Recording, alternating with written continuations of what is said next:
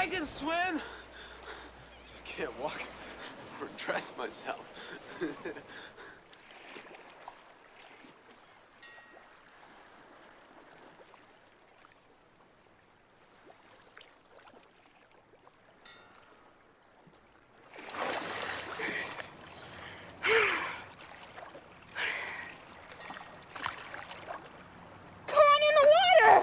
Take it easy.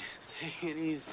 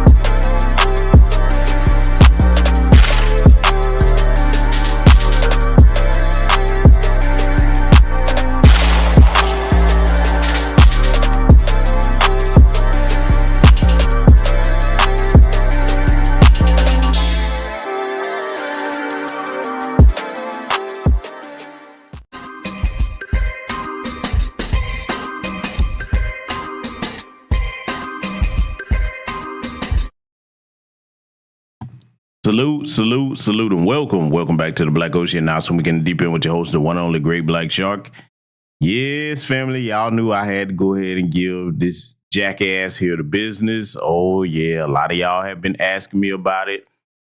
And, I hadn't covered it because it was other things to talk about in the news cycle. But now we're going to get on it here tonight. Oh, yeah, we're going to do a thorough deep dive on tonight's broadcast regarding this particular despicable individual that a lot of us knew from our childhoods until, lo and behold, one day recordings came out and he was using the hard R. That's why I call his ass Hard R Hogan. And we're going to do a dissection not only on him tonight, but the Sambozo Sycophants that actually tried to defend this bastard. Now, let me go ahead and give you the disclaimer early. This may disappoint some of you that are wrestling fans. And listen, being a Gen Xer, okay, child coming up in the 80s, I would have been a long time wrestling fan back in the day, the old school style. And, admittedly, like I said, I caught the Netflix premiere of the first couple of episodes of WWE Raw. And, I got to refamiliarize myself with, the brand because I just stopped watching it for a while. But I did see when his ass got booed, old Hard R Hogan. And we're going to get into a lot of what led up to that and analyze exactly what happens with a lot of these white supremacists in the entertainment industry. Now, let's go ahead and get this clear. Most of them are smart enough to keep that to themselves so they don't mess up their bag. But then again, the ones that are hardcore stomp down with it, hey, man, they're going to let it be known. Now, let's be clear. He didn't let it be known publicly. He got caught on a recording and he didn't know that was going on. Okay, everybody should know the story on that by now.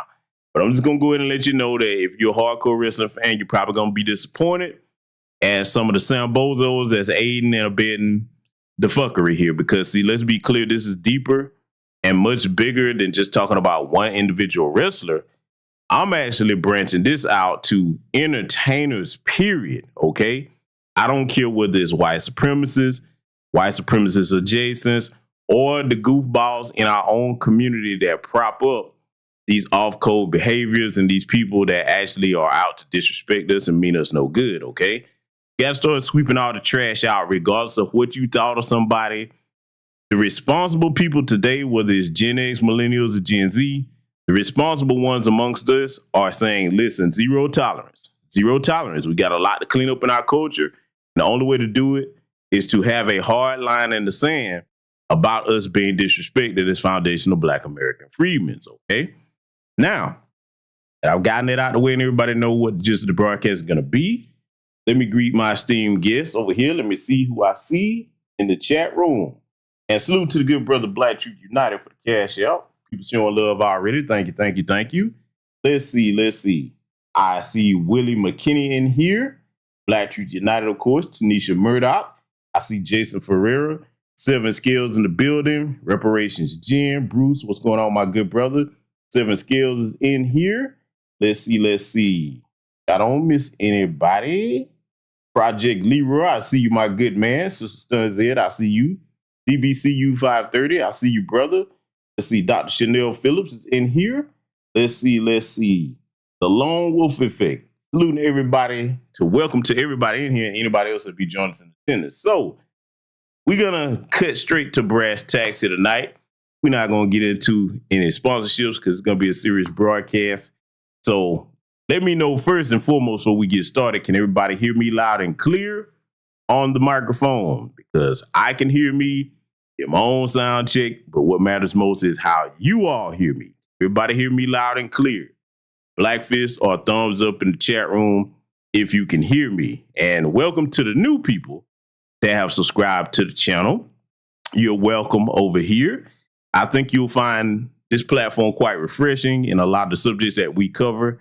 Sometimes I cover things that are in the mainstream, and sometimes I cover things that a lot of other people aren't talking about because they're listening to be taught in these things. And some of those lessons you'll only get on this platform. But shout out to every other brother and sister doing their thing to spread information in a relative and educational way out here on these new Black media airwaves, okay? Oh, and speaking of that, let me address something real quick. Let me address something. Certain things have been brought to my attention, okay?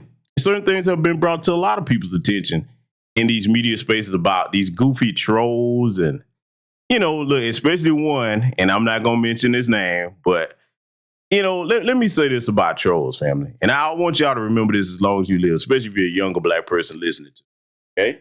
Good. Everybody can hear me okay. Good, good, good. When it comes to trolls, though, trolls only have a lifespan if you feed them. They're like parasites, okay? Do you understand? If you cut off a parasite's food supply, or if a parasite doesn't have a host, the parasite dies, okay? That's how I see trolls. So what I'm trying to say to especially younger people, especially the men, because see, I expected more of the women, not trying to be a chauvinist, but I expected more of the women to be more upset about what somebody said. Lord knows, boy, somebody said people words can affect how you go about your life, then they own you.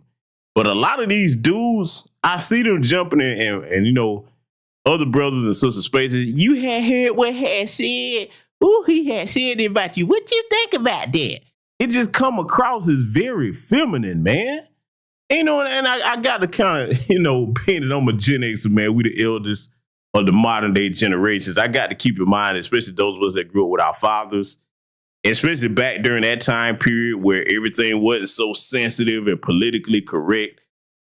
It's just, and I get it. It's not all their fault because masculinity is under attack. Lord knows they're trying to make it cool for you to paint your nails if you're a heterosexual man and wear purses and tell you that's okay to wear the same attire as your woman and, paint your nails and eyebrows and all this other goofiness, wearing bonnets. I understand where we at. I get it. But young men, please stop doing that with other grown men. I got to be honest here. I got to say this like it need to be said before we get started.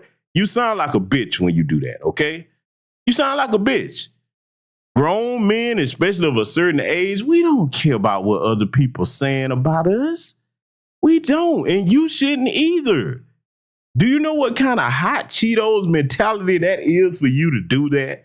Come on, man. It's other things to focus on, okay? Unless it's something extremely relevant or something important or, some type of threat to somebody's life or something like that. Before just somebody said something, what you think about what they had said? So what?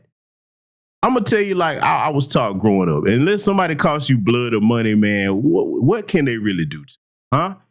I'm going to say it again. Unless somebody costs you blood or money, what can they really do to you? So stop that running back and forth like you on a grade school playground. And you know what? Before I let this go, I'm going to see what y'all think about this. Family, for the people that do that, don't that kind of remind you of people that, when something go down, they be like, we're a star. You know them kind of idiots.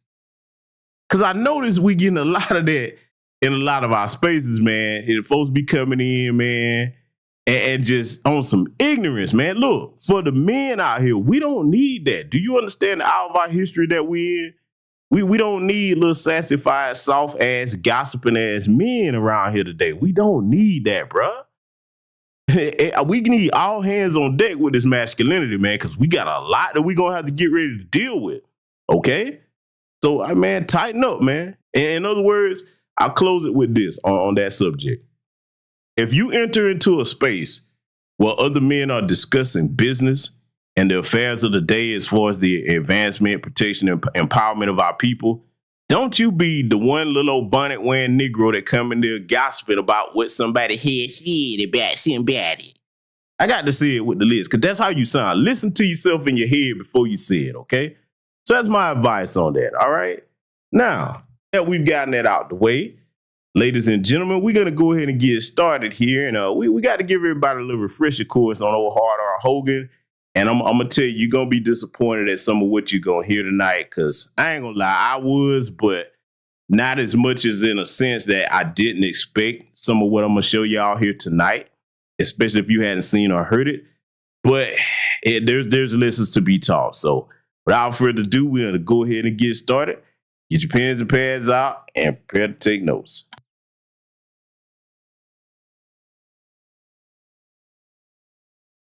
I'm not a racist. I never should have said what I said. It was wrong. I'm embarrassed. embarrassed by it, but a lot of people need to realize that you inherit things from your environment. And where I grew up was South Tampa, Port Tampa, and it was a really rough neighborhood, very low income. And all my friends, we greeted each other saying that word. We teased each other with that word. The word was just thrown around like it was nothing. Actually, the guy my daughter was dating, I liked him a lot. I've known him for quite a while.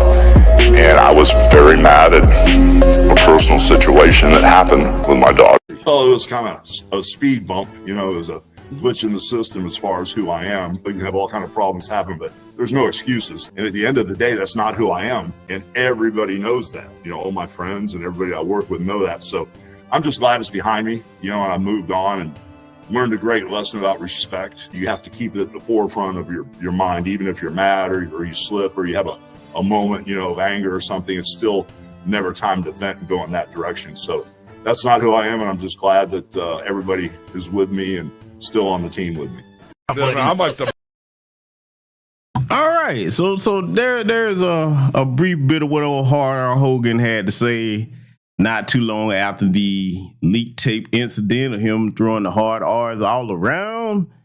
So let me go ahead and give you my assessment on that. See, first and foremost, family, and see this is where our non-FBA brothers and sisters need to pay attention, because unfortunately, and we have a few people over in FBA, Foundational Black American Freedmen lineage, that tend to think racism is only that when somebody's saying the hard ER towards you or talking like that or, you know, actually violating or mistreating you.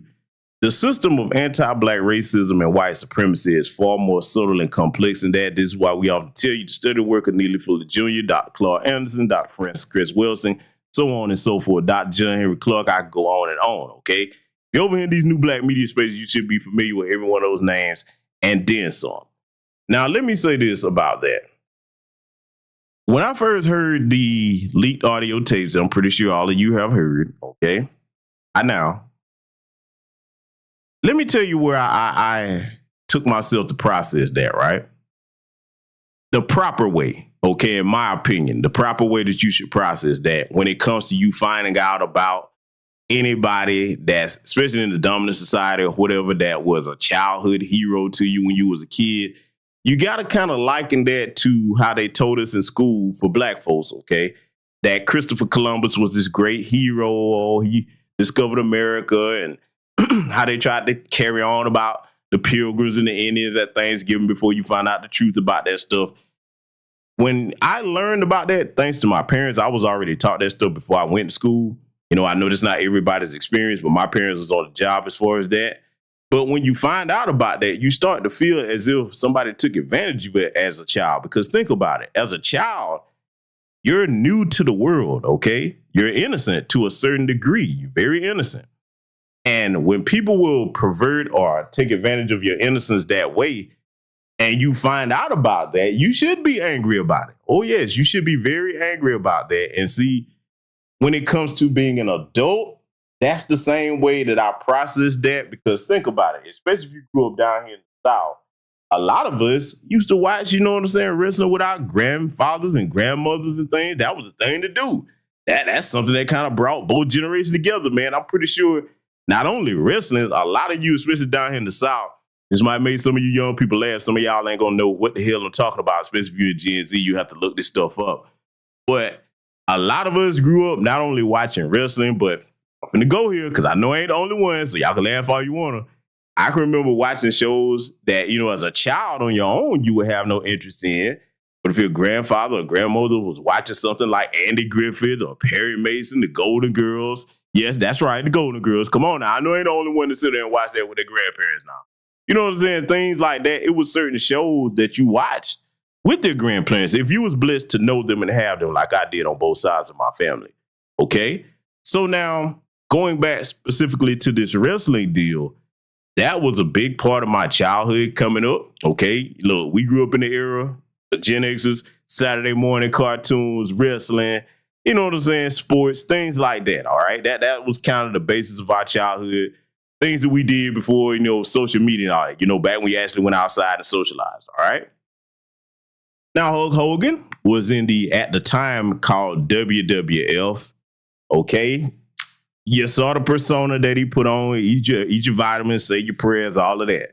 So now, even if you was a little black kid, especially back then, they didn't really have a whole lot of black wrestlers in there on TV where you had like the Junkyard Dog, Coco Beware, but there was one common theme with all the black wrestlers early on. All of them was basically in the wrestling industry, the term is known as a jobber. They didn't really win much. They was there just to lose to the white folks. They never want to really put any major championships on them. That didn't really change until the early 90s when you had the brother in WCW, Ron Simmons, win the World Heavyweight Championship. Then, so, that didn't really change until like later on. But early on, okay, you had to identify with what you saw if you were into it. And this old bastard on the screen here was one of them. So now, when I processed that and I heard that tape, I was like, yeah, you rotten son of a bitch, you. Yeah, you. Yes, because see, these things are a perversion of your early childhood memories, okay? So, like, you learn that most of them have these feelings, all right? You learn that most of them have these feelings. They just don't say it out loud in public. And I'm going to make a statement right now, but I'm going to make some of the wrestling fanatics mad that just don't want to hear the truth about nothing. Because in a way, they kind of remind me of some, not all, but some of the black gamers, black anime folks or whatever. And look, I'm a lifelong gamer. I watch certain anime from time to time when I have the time. It's more the adult themed stuff, but a lot of the black folks in that segment, especially the tether class, they try to use what's called escapism, all right? They try to get into something where they be like, okay, it's not about race, everybody's getting along, but it's always about race when you black, because a lot of black people, especially they're the only handful in these types of cons that, the Comic Cons or whatever that you go to, you know what I'm saying, anime conventions, a lot of times, hey, look, they remind you, we don't really want you around like that. Because you got to understand what that is to white society that thinks that way, anti-black racist white society, for the segment that is, all right? The greater majority, let's keep it 100.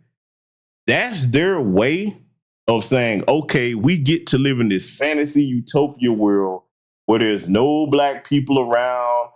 My God, this is what we always wanted. Since we can't have it in real life, we can have it in the fantasy world. That means every form of entertainment, media, video games, comic books, okay, whatever it is, all right, cartoons, especially the anime stuff, all right?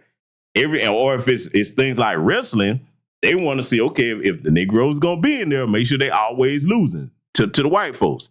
And for example, okay, when you fast forward to modern day times, they'll let a black person here or there win a championship over there because it's all scripted, kayfabe, but that's the professional wrestling term. But if they do let you get it, one or two get a championship, usually of a lower significance, the greater majority of you got to be cooning and buffooning. You got to be some outlandish goofball character like R-Truth, The New Day, people like that, okay? You know what I'm saying? I mean, and then back in my time period, people would have been like Coco Beware, Junkyard Dog. You know what I'm saying? Even though those brothers were talented, they could wrestle, they basically wanted to put you in there to be the comic relief. You got to be the clown, okay? You know what I'm saying? And look, speaking of that, I'm probably going to get with my good brother Kid Gravity Beyond and a couple other people. We got to discuss some of these things that's going on, in some of the anime sector. It's some stuff, it's some lessons to be taught about that. So I'm going to get with that brother probably after the broadcast and see if he's going to be available for an X Space. We're going to have to chop it up about that because I got to be that guy. If I see it, I got to talk about it. All right. But, dealing with what we're talking about here with this wrestling stuff, your goal is to be a clown. All right. You got to be subservient to the white folks.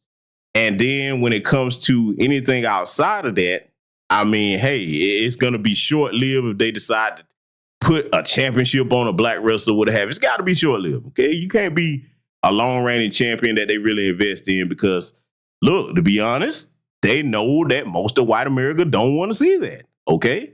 Oh, yeah, I got to go here tonight. So, old Hard R. Hogan, we're going to examine not only some of his thought process about these things and, and some of the people that's going to be propping them up. And I'm going to tell you again, you're going to be disappointed at some of them, but I got to do what I got to do. They're going to put themselves out there like that. They're going to have to be called out for it.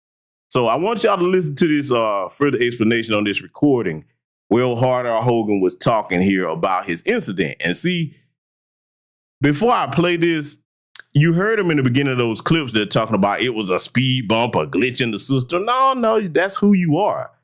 See, Hard R Hogan and the rest of you, you should just come on out and say what you are. Just, hey, look, I don't like niggers. Stand on it. You said it, because that's what you meant in private, okay? You said it, you should stand on it. That's why I really do have a modicum of respect for the down south white supremacists down here. Yeah, I respect them, man, to a certain degree, because they say what it is, they mean what they say, and you're going to always know where you stand with them. You understand? So, Hard R Hogan, the only reason he don't want to stand on it is because he know, hey, that's going to affect his bottom line. But see, at this point, it's already out, so you may as well just go ahead and be who you're going to be. Now, let's talk about that Netflix booing before we play this. The reason why he got booed on Netflix, it was a mixture of, okay, you do have black fans of WWE events that go to the live shows, and then you have the younger generation of white folks that have black friends. So some of them were probably on board booing him. But then again, people were factoring in the fact that, he was campaigning for Donald Trump. That had a bit to do with it, but I don't think as much, as people think. Because there's be honest with just call it what it is. The greater majority of the WWE white male roster are conservative Republicans, okay? I mean, you kind of got to be a bit of a Sambo to be a black person to be in that company, to be honest with you. Very few of them aren't. And the ones that aren't, they don't stay there long. We're going to get to that. But the greater majority of them are. So now, if you know the character, the Undertaker there, okay, yeah, look, he's an open Trump supporter. I think he even had Donald Trump on his podcast. And on the first Netflix premiere of Raw, he was on the show. He made a brief appearance. He came there and, oh, God, he was supporting that. He was there to boost up that little, I believe that's a man. I don't give a damn what nobody say. The little man-looking chick, Rhea Ripley. I'm like, oh, my God, man. Don't. See, it's a lot that I'm going to have to adjust to if I'm going to start back watching that. But he was there, and, he rode up on his little motorcycle, and they didn't boo him, at least from what we saw. You know what I'm saying? So it's not just the Trump thing, all right? Hogan has a long, and I'm going to call him by his character name because his real name is Terry Bollea, but the character, Hulk Hogan, that, everybody knows in his entertainment persona, got a long history of, doing foul stuff. I remember Macho Man was saying stuff about him. Randy Savage, before he passed, he made it known he couldn't stand Hulk Hogan, man. And then every time he turned around, he acted like that man and him was cool. You know what I'm saying? So, I mean, he's one of those snakes, man. Even his own colleagues, his white colleagues, have had complaints about him in the wrestling industry as far as him doing a little dirty stuff behind the scenes, okay? So anyway, we're going to play some of what he was saying here regarding, that tape and him trying to explain it. And I want y'all to watch where he's about to go with this. Let it continue. Male, well, I didn't want to go there. You've been saying brother for years. Any black guy ever still go, you my nigga? Like, you my nigga, Hulk. Well, Booker T used to do that to me on TV. And every time I pull up YouTube, there's that famous thing that Booker T, when his brother was there, and they're all talking trash. And Booker T goes, I'm coming for you, Hogan, you nigger. And not nigga, he goes, nigger. I mean, it's like, and it's still so cool. Now, let me explain what he calls still trying to do right there, family. Now, I'm going to prove that he just told a lie, all right? Now, for those of you that don't remember that, I don't expect Gen Z to remember that, but if you're an older millennial or Gen X, you remember the clip and the segment he's talking about, when WCW was around before WWE acquired it, and Booker T did that segment. Now, he's talking to some Sambos on this audio, all right? You heard him try to make the claim that Booker T used the hard ER. It wouldn't be okay either way. You know what I'm saying? For him to be trying to say this. But see, this lets you know that they like to get around other black people that'll sit there and tolerate that, and then they'll do it again. Look, Hogan, and any of you white supremacists listen to this, just be who you are. We're in a time period in this country where they want to tell you it's 100 different genders. You mean to tell me you can't just come on out and stand on your white supremacy? Stop being a coward, man. Say where you stand, man. Just stand on it. I mean, why are you so cowardly? But see, I know the answer to that. That was a rhetorical question. The answer to that, family, is the punchline about white supremacy okay, is fooling the mark, which would be primarily black folks, okay? In other words, coming around you, making you think, well, I'm not racist. And then they always use the Sambo, like these goofballs in the background here sitting over there kikiing and cacaing with them. And by the way, you know, when we see this kind of stuff, we got to ask the question, I wonder where your family is from, because chances are they probably wasn't us. But if you were one of us, man, yeah, you can't, you know, get away with that kind of crap. So I want you to remember now, he just told a lie, like Booker T said, the hard ER. Either way, it wouldn't make a difference. I don't care what you are. If you're not foundational Black American freedmen and we saying that to each other, the word don't belong in your mouth. You can't get me with that word. You say it to each other, yeah, I'm a black man. I can say it all day long. Now, we can have a debate amongst our own people about whether we should use the word in any form or not, but that's not for you to use. And see, before I let this continue, that's something I want everybody on the sound of my voice to stop feeding into, where they get to talking about what y'all said to each other. You damn right. We black. We can do that. We have a history and attachment to that word that you don't have. Nobody killed your ancestors with that word. Now, like I said, regardless of what we decide amongst each other about whether we should say it or not, that's family business. That's something that you don't even belong in. So that's where I stand on that. This is why y'all don't see me when I do X Spaces having a bunch of white folks, white supremacists coming in my spaces to hear what they got to say. I don't give a fuck what they got to say. I'm talking to my people. They need to be worried about Lil Connor and Tiffany shooting up the school and the plummeting birth rates. And they need to be worried about all this fentanyl and everything that's taking them out left, right, and center. They got a whole bunch they need to be worried about in their community. That's why I don't have them in my spaces. You don't have nothing to talk to black people about. If I was them, and I'm looking at what, I'm just saying, if I was a white person and I saw the real scenario that was facing my people, I wouldn't be focused on black folks. I'll be trying to figure out how we gonna get more white babies in the community. I'll be trying to figure out how we can get some type of campaign going to get our people off these drugs and get our kids to stop going into schools, airing out themselves. Because, hey, the thing about it, let me educate you, white folks, okay? White people, listen up. I know you know that if we're going to talk about genetics and actual population numbers, you do know that white Gen Z is going to be the smallest white generation ever. You really don't have time to focus on black people. You really don't. See, I'm a numbers guy. I keep up with math and science and all that good stuff. So I'm just saying, if I were you, I'd be worried about your own business over there. That's what you should do. Anyway, we're going to get back to old Hard R. Hogan here. You know what I'm saying? And I want y'all to listen to this now, because I'm going to prove this lie that he just told here in a few seconds. Because the whole time I was down in Miami, you know, when I lived there, everybody, you know, like I walk in the booth and all of a sudden I bump into this guy in the games in the booth. It's all black and he's got his BlackBerry. And I bump into him and he goes, "What's up, nigga?" And I said, "Oh, dude, excuse me, bro." You know, he goes, "No, it's all cool." You know, and everybody down there, Lil Wayne, Birdman, everybody, you know, they're all, you know, calling me nigga. And I'm like, and then I started saying it, you know, and I always said it but now all of a sudden I get heat when I say it. And they say, "Hogan, you can't say that." I said, "Well, why can they say it to me then?" It's like, you know, but brother was. Now, see, this is something right here where we're better about this down in the South. Okay, I'm talking about the South. I'm talking, when I say South, we're talking about Southeast, Alabama, Mississippi, Georgia, that South. Okay, listen, man. You will never hear me, and I see other people doing this too, man. Usually they're going to be from up north or out west. I got to tell the truth. I don't call other people the N-word that's outside of my race, okay? I don't do that. I don't see, look, I'm going to tell you something else I don't do. See, this is where me and the hardcore white supremacists have a bit of an understanding. I don't call them folks outside my race brother neither, okay? I don't do that. The only exception would be during my time in the military when we had combat brothers, okay, and sisters. All right, that it would go to combat buddies. It would go about that far. All right, because, hey, you in a life or death situation watching each other's back. But outside of that, and it wasn't too much of that. I'm going to be honest with you. I can count maybe on one hand the people that, you know, today that I serve with, that I think about in that type of term. But it's still not, I'm not going to call them that the same way that I would another black person. I mean, I just don't do that. Even though we get along well, we all right. You know what I'm saying? Lifelong friends.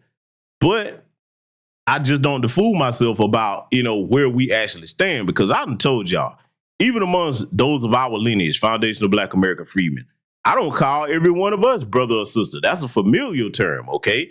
And that's a sacred thing, and it's okay for that to be exclusive. So I'm damn sure not going to be calling other white folks or white adjacent folks the N-word.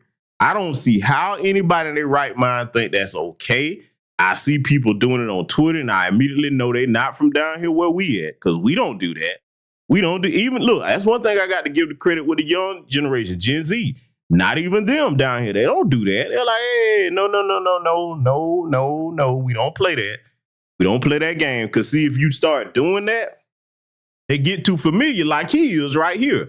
And by the way, I hope everybody can catch that he's basically playing in them folks' faces and playing in Black America's faces. See, I'm saying it right here again. What you going to do about it, brother? You know what I'm saying? That's what he got going on. But see, get around the black people. I bet you won't say it then. I bet you won't say it then. They know what time it is, man. They know who they can pull that goofiness with, okay?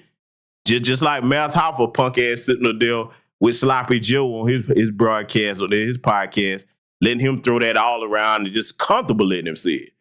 You see what I'm saying? See, we got a little bit more sense than that down here in the South. We do. I got to say it like it need to be said, and I'm going to say it again. Regarding getting this culture straightened out, we're going to be instrumental in that. Those of us down here in the South that have our minds on straight and have a zero tolerance towards that bullshit, we're going to be instrumental in getting this culture cleaned up. Because for all the shit that people talk, you still don't see us running around here doing a lot of this goofy shit that they be doing, okay? So you don't ever give nobody a pass for doing what he doing right here, all right?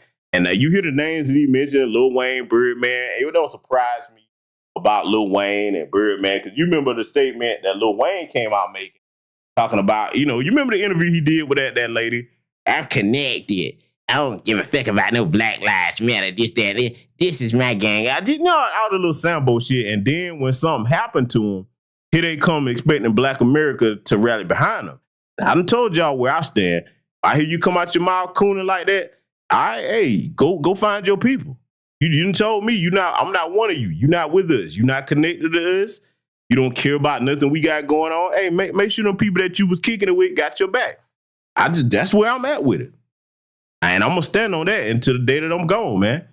I got to, because see, all this sugarcoating stuff, all this giving people a pass to keep on disrespecting you, you're not going to ever get to where a lot of people say they want us to be if you keep doing that. At some point, you have to change something, take a stand, draw a line in the sand and say, you're not going to keep doing this. So our terms like brother, sister, even the N-word, whether you agree we should be using amongst ourselves or not, like I said, that's for us to determine. We don't use that with other people, okay? And see, that's one of the problems that came in with hip-hop when it started to be commercialized. I remember this kind of really started and took off in the early 90s.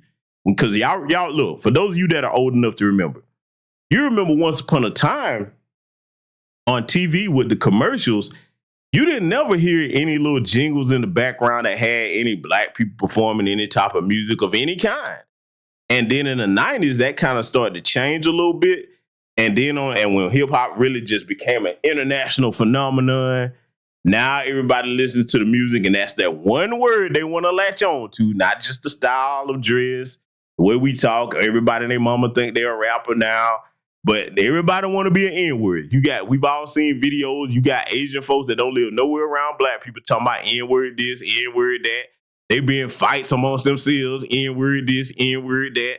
It's ridiculous, man. So it's time for us to analyze and take a hard look amongst ourselves at where some of our culture, some of the people that were most popular in our culture went wrong.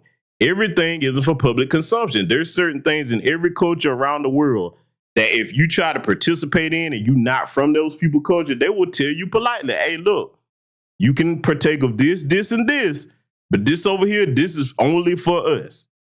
And that's the way we need to start becoming as foundational Black American freedmen if we want to be taken seriously and actually get the respect that we're supposed to get as a people. So that's just what I wanted to make sure I pointed out. So we're going to let it continue.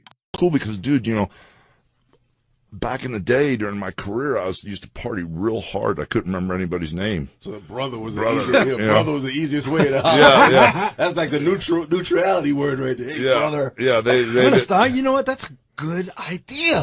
Yeah, because I'm always like, hey, shit. No, they'd introduce me like to Dick Ebersol or somebody like that, or somebody that like Les Moonves that runs CBS, and within 10 seconds.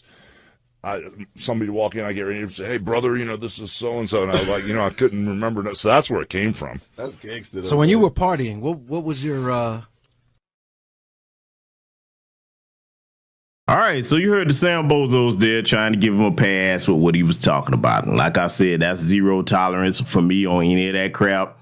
You see this jackass here on the screen running around trying to gaslight people, because see, this is why I have a zero tolerance with that, because a lot of people find me a bit harsh with that, and I'm like, yeah, I am, because I recognize how important this hour of our history is regarding reclaiming our culture and being exclusive about it, okay?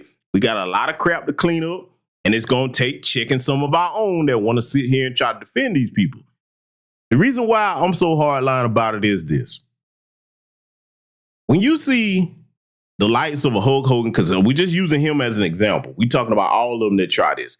When you see the likes of a Hulk Hogan that start this type of crap, man, and they think that they're going to continue it, they basically are relying on, okay, if I get enough Sambozos and Sambits around me to co-sign me, then, hey, when I come back out here, I can use them as a shield, and now you can't call me what I really am, which is an anti-black racist and a white supremacist.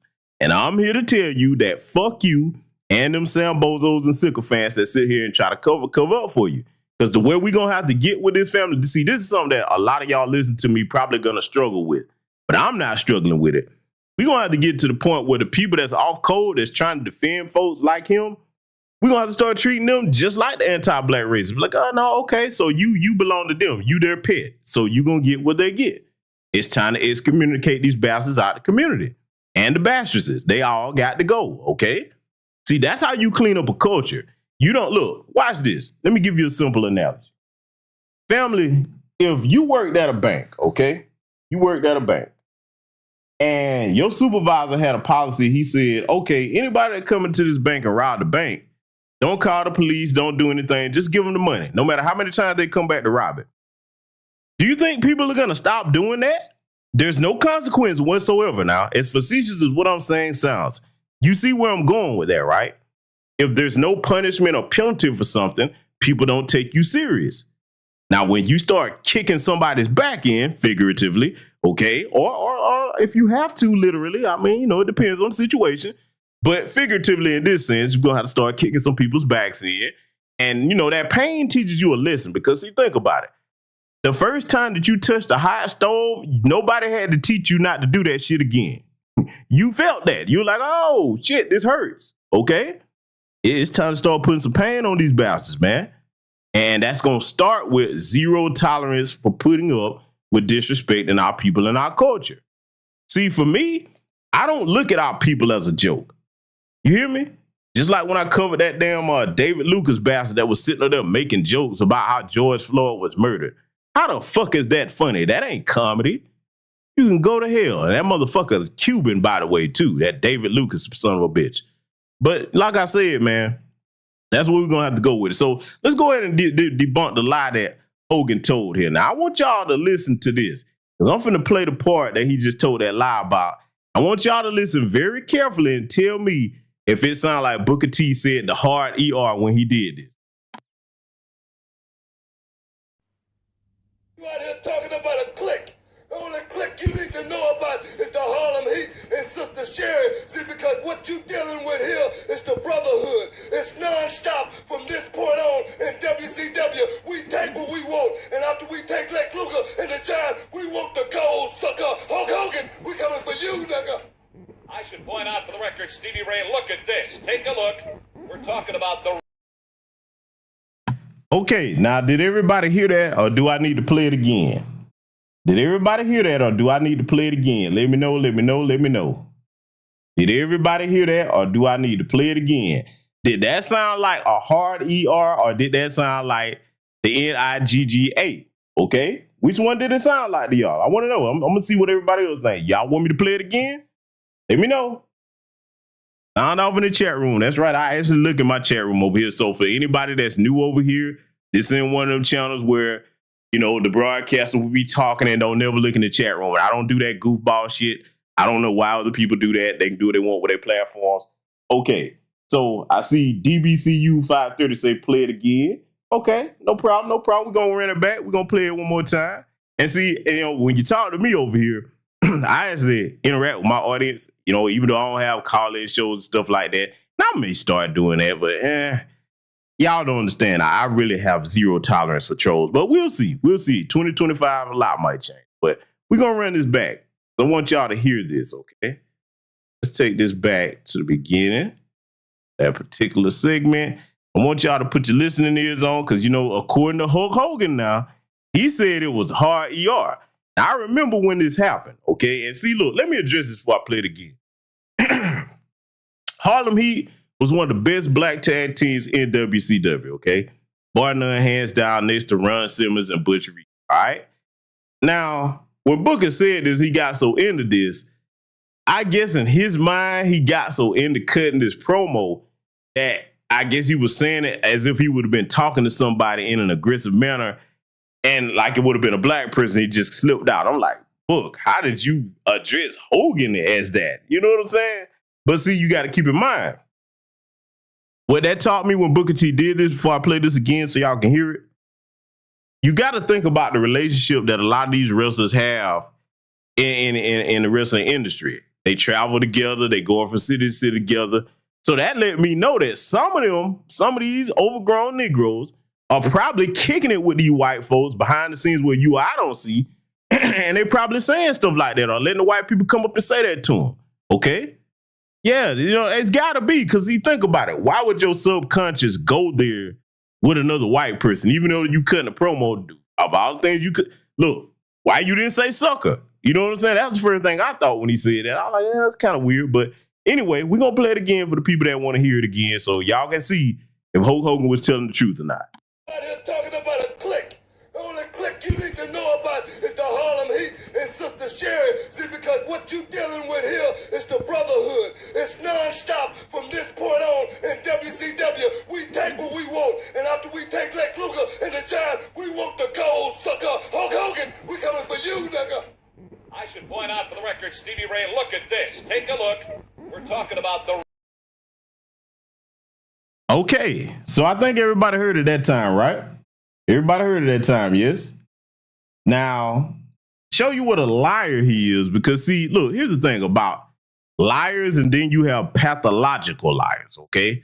A pathological liar is different from a regular liar. A regular liar, they know they full of shit, okay?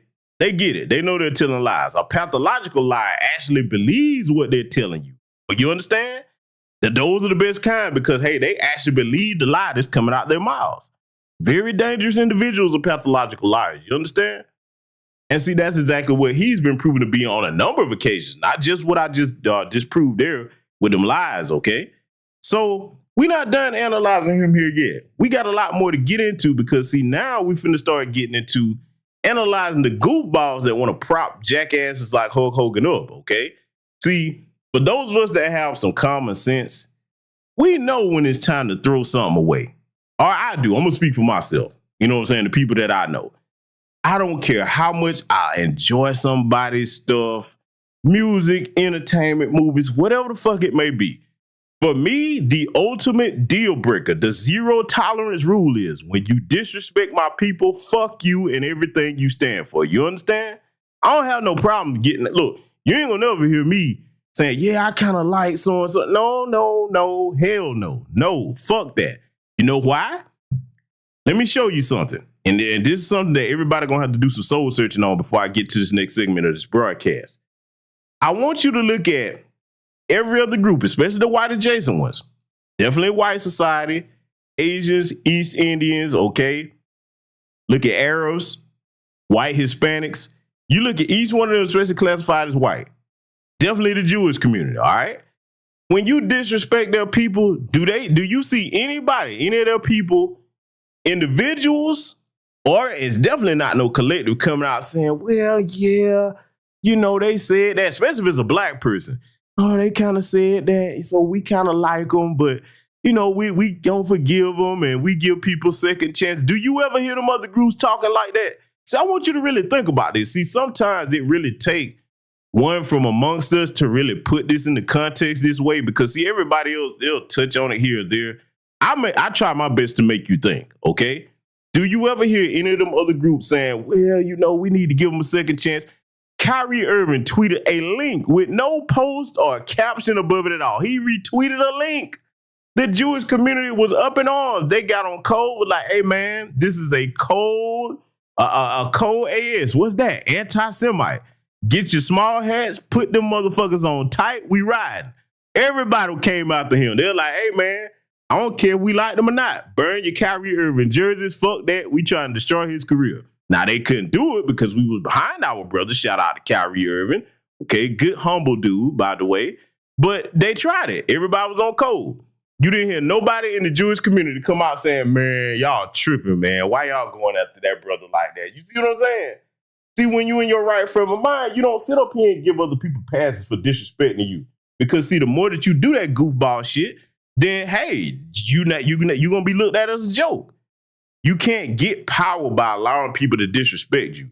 And that's in your individual personal life or definitely as a collective when it comes to our lineage. So that's where I'm at with it. And that's why a lot of these goofball tellers and these Sambos, even in our lineage, are mad about the foundation of Black American Freedom Movement. It is what it is. You're just going to have to be mad about that. Because, see, this should have been done a long time ago. It really should have. See, I understand why, not that I make an excuse for it, but I understand why so many of us from our lineage let that slide for so long.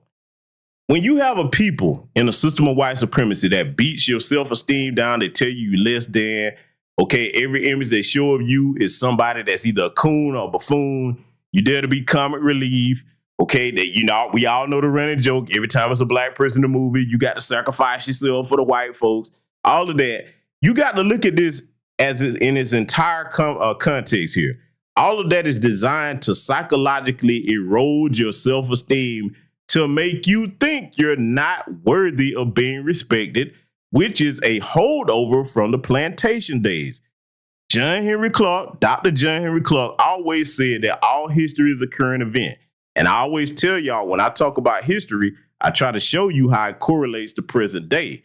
So you see, this is why I will never accept that shit. I understand what that really is.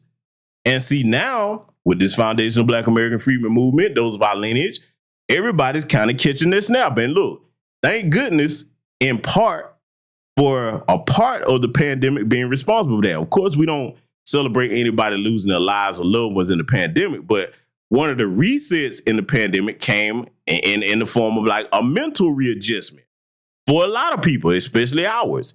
And this is something that has been long needed. And it's not going to go backwards. So for all the people that's, well, what's the end game? There is no end game to respecting your people and your lineage. Just like it's no end game for you respecting your people if you're not of foundation of Black American Freedom lineage, okay? So we're going to get into analyzing some of these Sambos and Sam Betts here that's trying to prop this dude up. Let's let it continue. T, Johnny, what's up, man?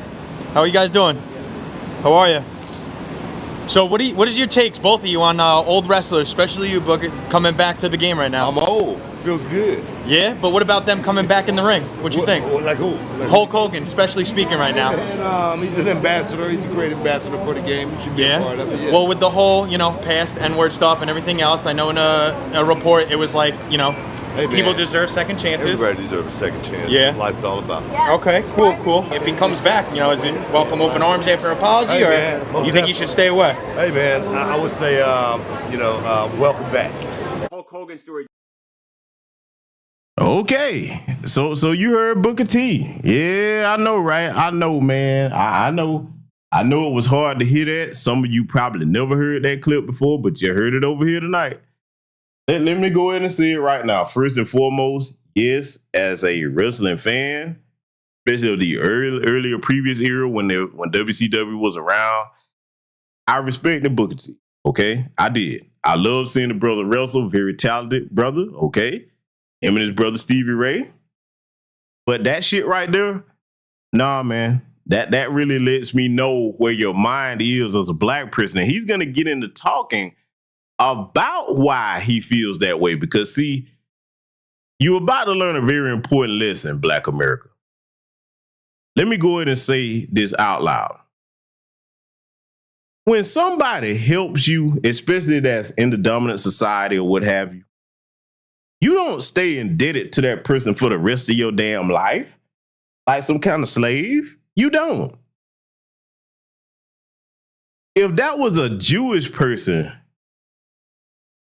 and you asked them about anybody making what they refer to as anti-Semitic comments about their people, they wouldn't be saying what Booker T just said.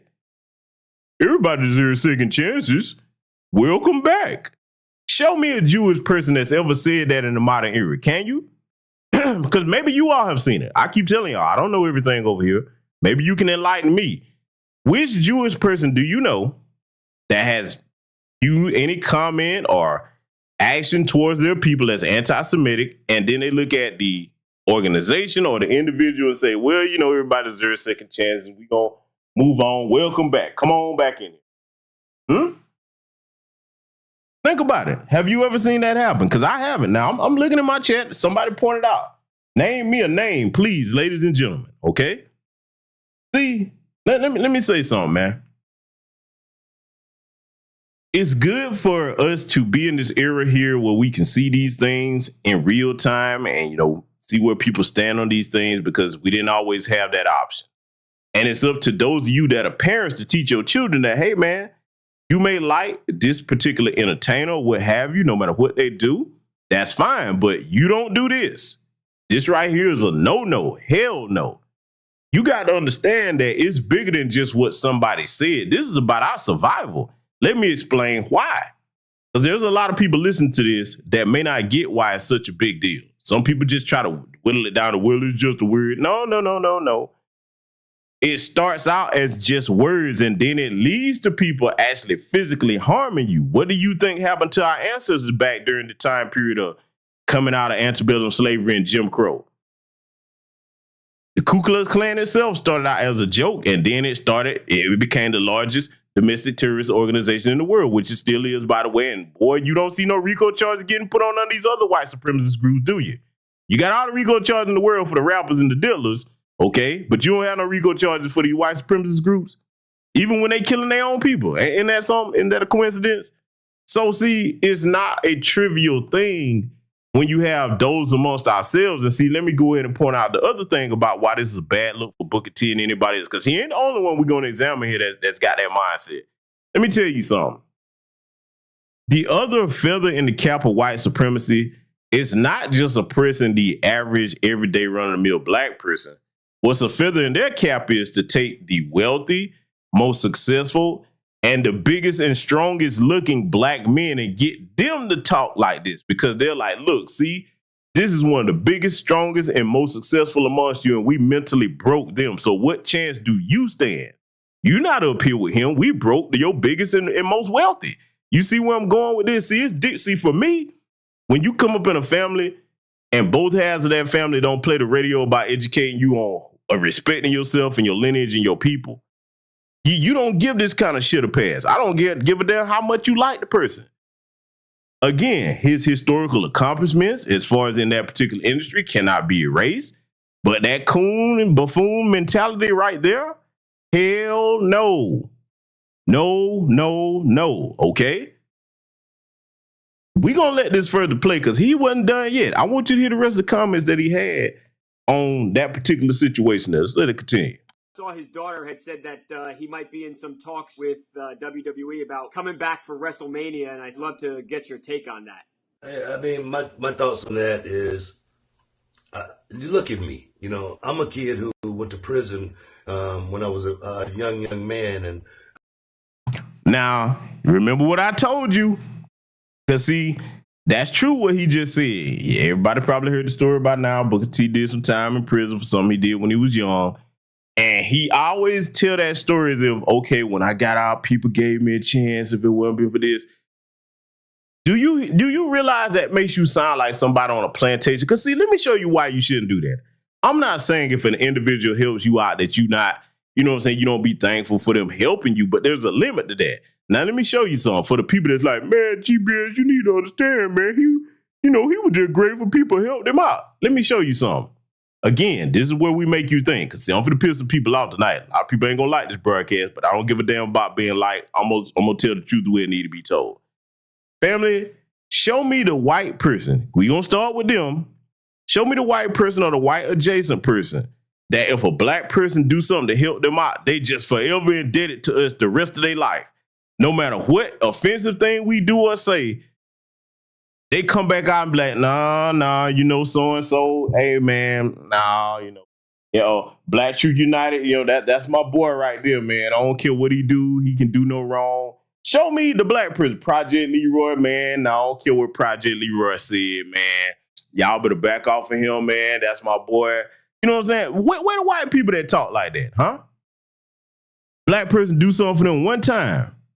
And then they just forever and did it to them. Yeah, so about us, just like us. Like, come on, man. We have to start looking at the optics of that and see some of these old sellout Negroes. Yeah, I'm going there. Yes, I am. Some of these old sellout Negroes don't really look at the optics of what you saying and how that look to your community. Hell, your children. That even if you say, I don't give a damn about the community or none of that. Okay, fine. You don't care about how your children look at you, especially if you got sons, man. Come on, dog. The fuck you doing? Well, they had helped me that one time. No. Them people don't talk like that about us no matter what we do for them. We could save their fucking lives and they don't talk like that. You hear me? So that's where I'm at with. I want y'all to listen to the rest of what he's saying.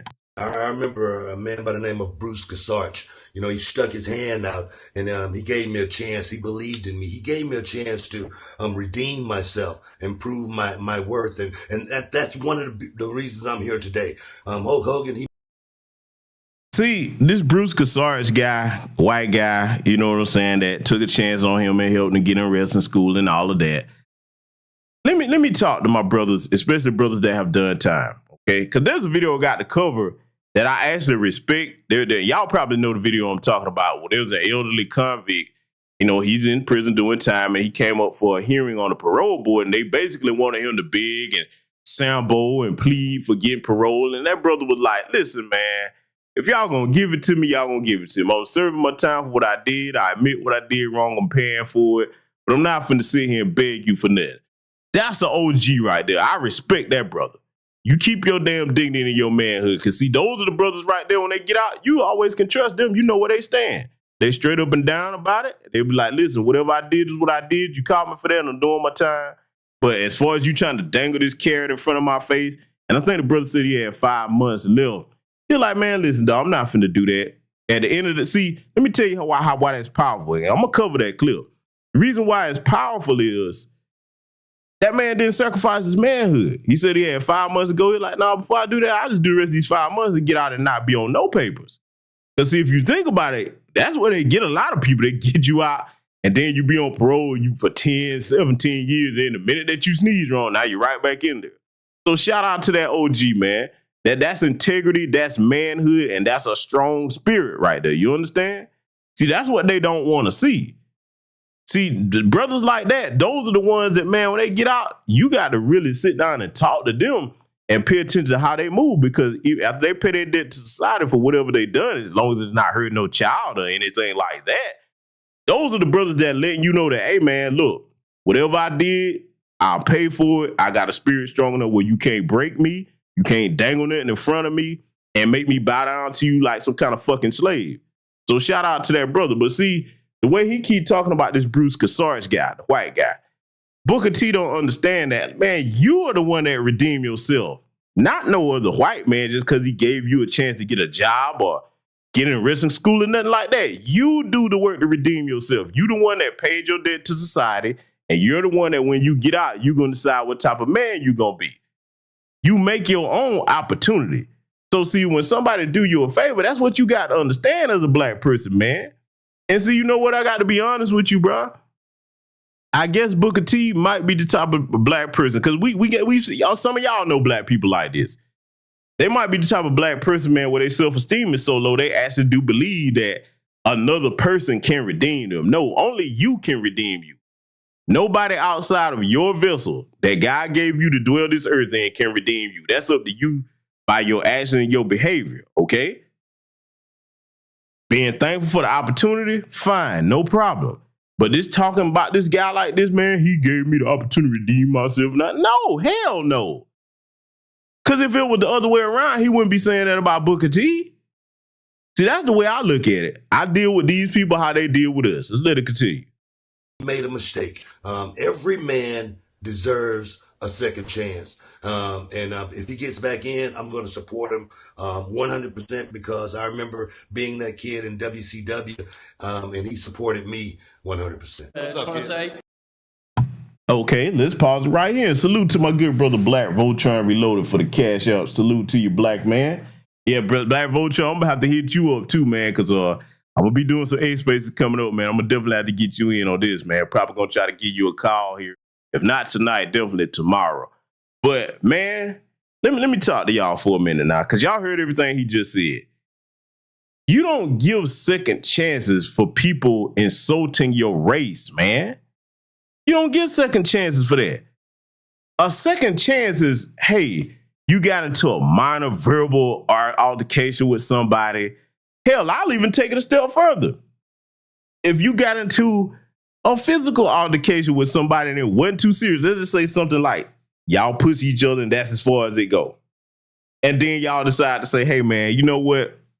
This is stupid. Let's sit down and talk about this like, man, let's work this thing out, man. It ain't even that serious. Something like that. You don't give nobody no pass for no racial insults. Because, see, you got to understand something, man. Behind the hard R N-word, you need to understand what these people think about us. Think back to the comments that Dog the Bounty Hunter got caught making on tape when he had his little tirade. And Mel Gibson and the rest of them. These people think that we are less than human, not human at all. They talking about things like we don't have no souls and all of that. So you need to understand that when they say white ethno state, they're not talking about, okay, let's get a little piece of land over here and it's just going to be a white enclave and this is just where we going to stay. No, they're talking about the eradication of black people, period. Y'all, if you on my Patreon, you better go look up FM6 2003 and read that entire dossier. Huh? These people are not playing games. So for me, like I said, I get it. My background is different, being a retired combat veteran. So I know these people not playing with us, okay? And I'm not playing with them. I'm not sitting here trying to beat, because see, a lot of black people, man, I get it. I quote Dr. John Henry Clark again. One of our greatest strengths and weaknesses is our beautiful humanity. It is very true. But where I am now in the hour of our history, as a man of foundational Black American freedman lineage, it would be highly irresponsible of me to take that line of thought right there, talking about giving somebody a second chance when you are racially insulting towards my people. Because, see, that's not just towards the adults. That means you think like that towards little black children. Huh? I know y'all saw that video of the young black, I think a little 11-year-old girl there, and they talking about she fit a description and put this baby in handcuffs, trying to racially terrorize her and traumatize her. And see, again, I got to go here. So this is why we keep trying to encourage you. Don't just be having these babies without having a man that is going to form a family with you. That does matter in society today. That's why you'll always hear me pushing that. That's why I don't play them games like these little goofballs that straddle the fence. 1 minute they talking like they for us, then the next minute they talking against the black family unit. Fuck all of that shit.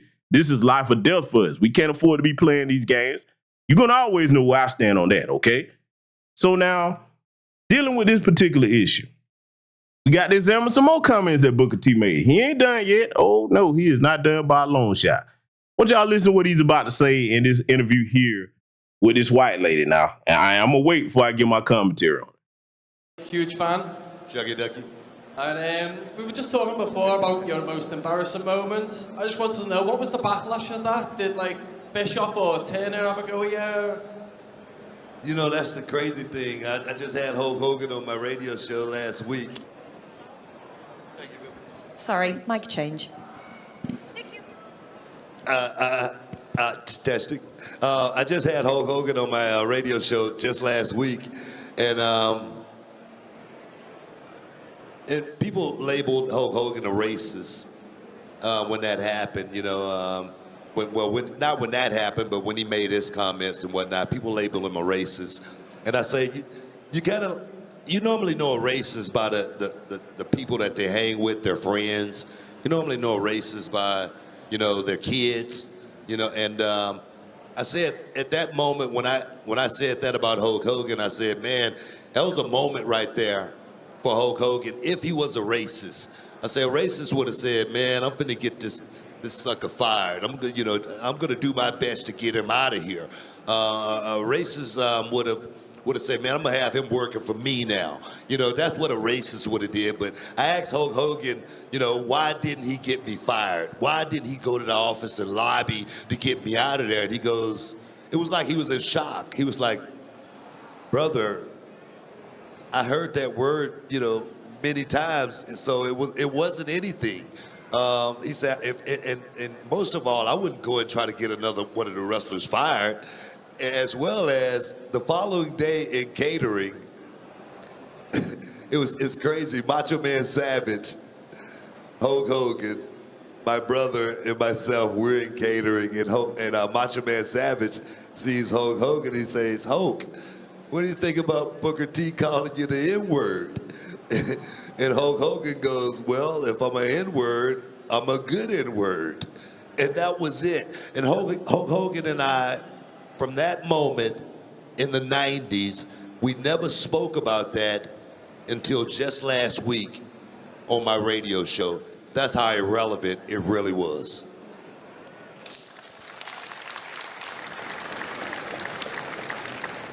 Hey, Booker.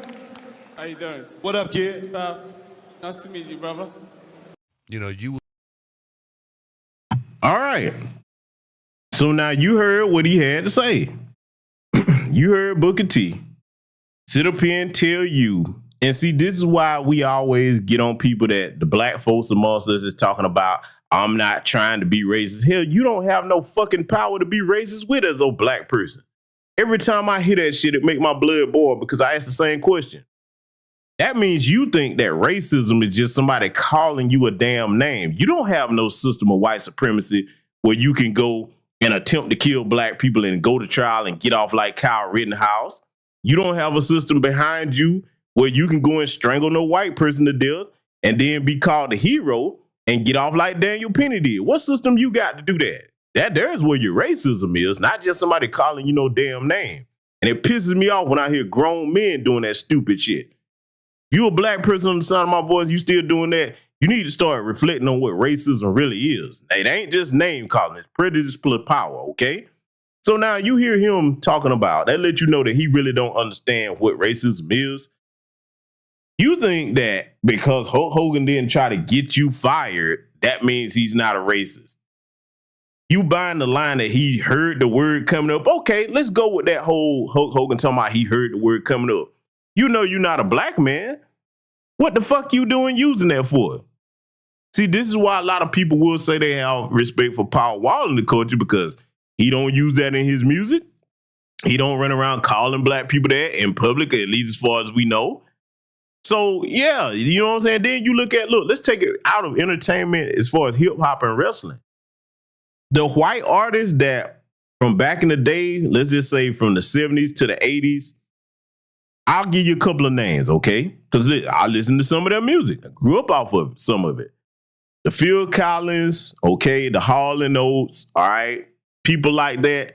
You know, some of the white artists that, you know, came around when on the music scene, whether it was R&B or whatever we had going on, they weren't being disrespectful towards black people. I'll give them credit. They showed respect to the culture that they was trying to be a part of, okay? So those are the people that are all right with me. Hey, you gonna come around and show respect? No problem. But that trying to pull that crap like Hulk Hogan, because see, all of them know that, hey, you know you don't have no business using that word towards no other black person if you're not black. You know that. It don't matter what we say to each other. You're not one of us. So for him to sit up here and be confused about that, let me tell you how silly somebody like that is. This would be the Negro that would go out on a hunting trip in the woods with a bunch of white folks and his ass would never come back because you can't recognize the serpent in front of your damn face. You think that just because look, let me tell you something. Let's go into detail because he was talking about, well, why didn't you try to get me fired? Slow as hell because he ain't going to try to do that because he needs you to be the little flunky in the pond to come out there like you just did on that interview. So he can say, see, I'm not racist. Booker T said I wasn't. You see what I'm saying? That's what that's all about. That's what that's all about. So my thing is, as black men, we cannot be that damn slow to the point that we don't pay attention to what the threats are in front of us. Because if we're going to be actual protectors and defenders of our culture, we got to be able to recognize what the threats are. You can't protect against something that you don't recognize is a threat. Would everybody agree with that assessment? Yeah? Okay. So now, we not done. Because like I said, Booker T ain't the only one we going to get on. I want you to listen to this interview here he's about to do with this guy on this podcast regarding the same subject. Let's let it play. Was labeled as a racist, okay? And the thing is, and before we go there, because I'm glad he said that again, because I forgot to mention this. He said that people labeled Hulk Hogan as a racist. No, we didn't. We didn't do nothing. If you listen to those recordings, he said that I'm racist to a point. Hulk Hogan said that. Terry Bollea, the AKA Hulk Hogan character, he said that. We didn't label him a goddamn thing. He said that out of his own mouth. I'm racist to a point. You can listen to the tape for yourself, okay? So we just got to clear that part up. Let's let it continue. I just want to put it out there. I think if you were a racist, that was a moment, that was an opportunity that a racist would have taken advantage of and say, man, I'm gonna get this ninja fired. He gonna work for me. You know what I mean? That's what I think a racist would have done. And then as well as me, I've been black for now 54 years, and I've been in a lot of racial situations. Now, let me pause it right here because the Negro keep going on about that job, the wrestling job that he had, okay? I don't know why he put so much emphasis on, I can't believe he didn't get me fired. Because you weren't no threat to Hulk Hogan in that wrestling industry. Let's just call it what it is. Wrestling and most white industries are good old boy industries, okay? If you know anything about the term good old boy, you know what that means. What threat would you have been to Hulk Hogan for him to say, oh, I got to get him fired? Come on, man. Really? So, for me, when I hear another black man talking like that, man, I just shake my head. I'm like, you brother, you really are lost. Think about it, family. Why would he need to get him fired? No, he don't have to get you fired. You ain't no threat to anything that he was doing. Yeah, but see, this is where we at with some of our people. So, I want you to further listen to what he's about to say to this little white dude here. Let's let it continue. And I kind of like know the lay of the land. You could tell a racist by the people that he hang out with, his friends. That's how you tell a racist. Or you could. No, you can't tell a racist by the people that he hang out with alone. Because hell, look at the Proud Boys. One of their key strategies to get silly Negroes like Booker T is and throw them off kilter is to say, hey, look, we're not racist. See, we got Enrique Torrio and hey, this Proud Boy has a black wife, what I'm saying? Even though most of it tells us, okay, look, no, you can't always just say, oh, you can tell who's a racist by who you're hanging around. See, let me tell you what I hear when I hear black folks talking like that, especially his age. You basically like somebody walking around naked and you don't even know it. In this dangerous ass system of white supremacy, if you silly enough to believe that. Because all you got to do is come across the right one to say, you know what? We're going to make an example out of this one today. And you won't even see it coming. Because you think that, oh, well, racist is somebody actually trying to do this or do that up front. No, the greater majority of anti-black racism is practiced covert and behind closed doors. It's systematic for a reason. Everything systematic isn't right in your face. When you look at redlining, okay, and a lot of things that go on in the judicial system towards us, these things are systematic. It's not right there in your face. It has systematic consequences. Now you feel the effects of it after they've done what they tried to do behind closed doors. Here are a more modern recent example. Everybody heard the tape of Nuri Martinez, the white Hispanic over there in California, on that city council. We heard how they was talking about black people behind closed doors, systematic anti-black racism. Something that none of us would ever knew about if we wouldn't have heard those tapes, right?